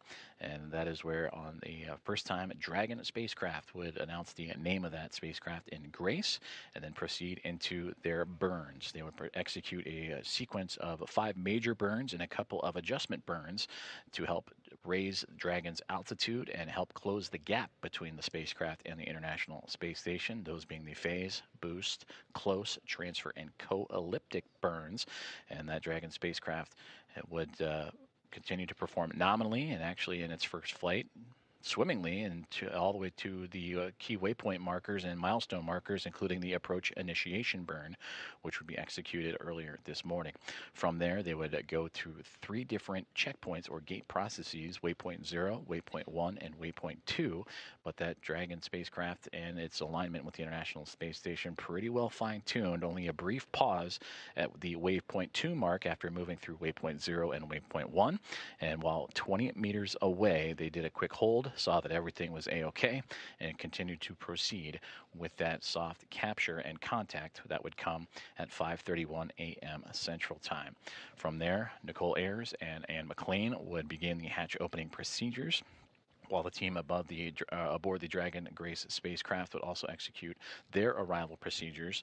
And shortly, about an hour and some change later at 7:14 a.m. Central, the hatch would be open. The pathway from the International Space Station and Dragon spacecraft would be opened up, and that is when Peggy Whitson, Shubanshu Shukla, Sławosz Uznansky-Wisniewski, and Tibor Kapu, and a wealth of smiles and glad handshakes and hugs will be passed around, as they have now upped the population of the International Space Station to 11 members.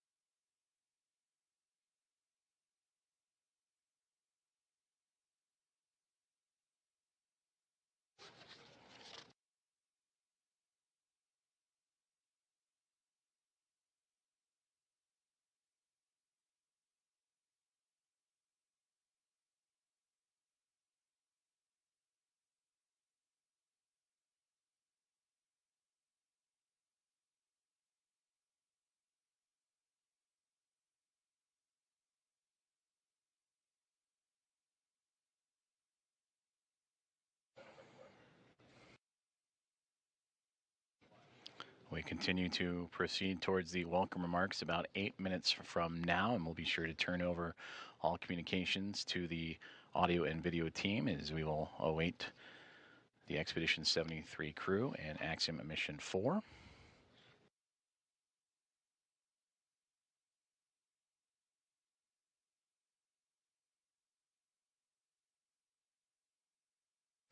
Of the 11 members, 6 nations now represented aboard the International Space Station of Hungary, Poland, India, the United States, Russia, and Japan.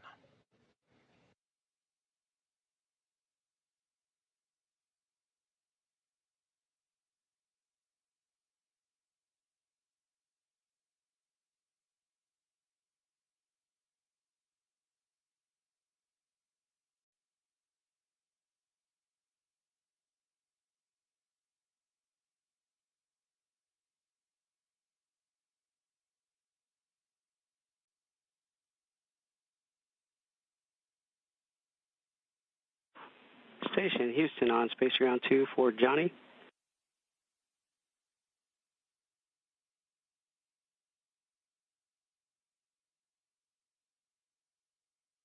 Yeah, I can take it. Yep, yeah, just looking for someone to turn on the camera for the PAO event and do a quick 5 count just to make sure we're still good before we start. Still good.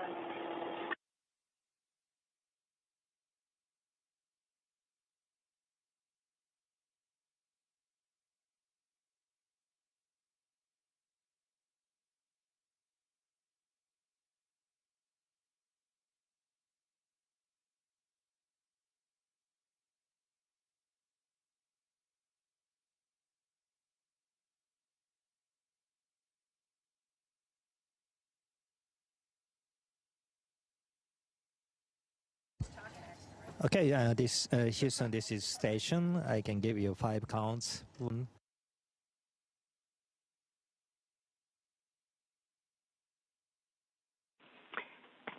Talk, we heard you, but just lost the video downlink, so please give us a minute.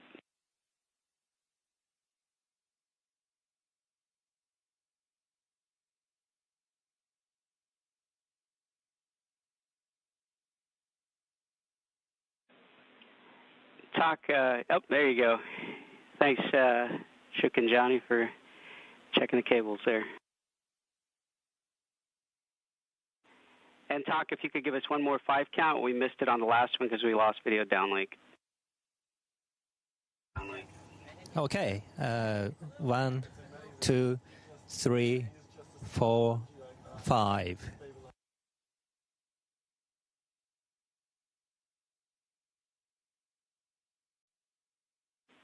That was a good scene and voice check, and we'll be ready to begin after the handover.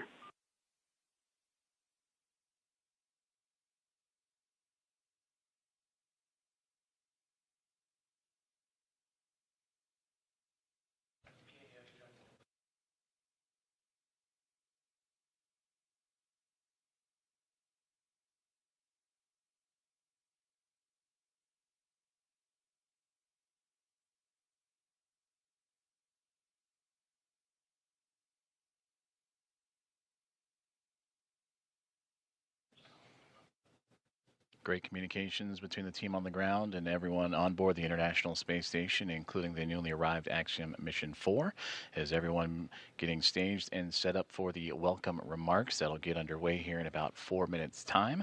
There will be an anticipated loss of signal, though briefly, and then we will bring everything back on board, and the welcome remarks in which Expedition 73 will welcome their 4 new friends aboard the orbiting laboratory, and we'll turn it over to the team from there.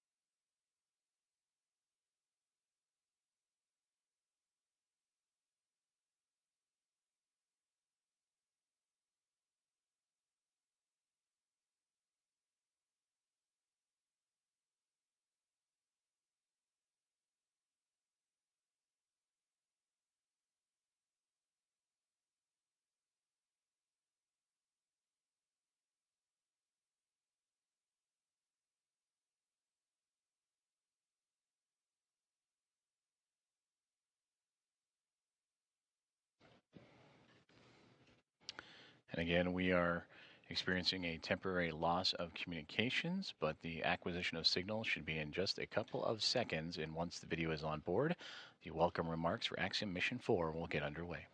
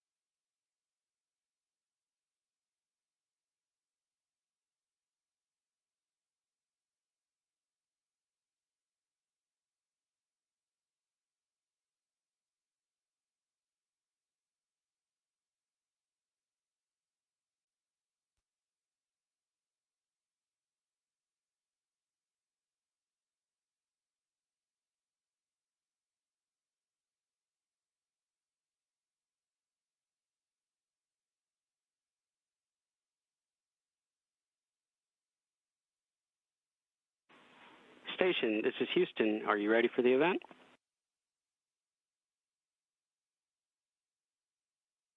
Houston Station, we are ready for the event. Please begin the welcome ceremony. All right. Grace crew, welcome aboard the International Space Station. On behalf of Expedition 73 crew, I would like to make a couple of opening remarks. First of all, Peggy, welcome back. Thank you. It's a great honor and privilege to have such a legendary astronaut like you on board with us. And Tibor, Shuks, and Suave, congratulations on your first space flight. And we've been waiting for you guys so long, and we are so happy to see your all smiling faces. And with your arrival, right now there are 11 astronauts from 6 countries, and all of us are here in order to advance human space exploration and scientific research, symbolizing international cooperation. So from this moment, you are also a part of Expedition 73. And once again, welcome aboard. And I will pass the microphone to Axiom for Commander Peggy Whitson. Thank you so much, Tak, and for the 73 crew as well. We appreciate being invited in. You guys are exceptional hosts, and hopefully you'll think we're exceptional guests at the end of a couple of weeks. But we're looking forward to getting a lot of work done with you guys, and I really appreciate all the support you've provided to us in advance of actually even getting here. I think that's very unique and special about you. And the best part about being a commander on a mission with all rookies is you get to watch the rookies go through it for the first time. And it helps you remember some of the things you went through the first time. But it also, it's just very special to get to relive the experience again through these guys. And so I'd like to give these guys their astronaut pins. So we'll start with Shubanshu Shukla, astronaut number 634. Wow.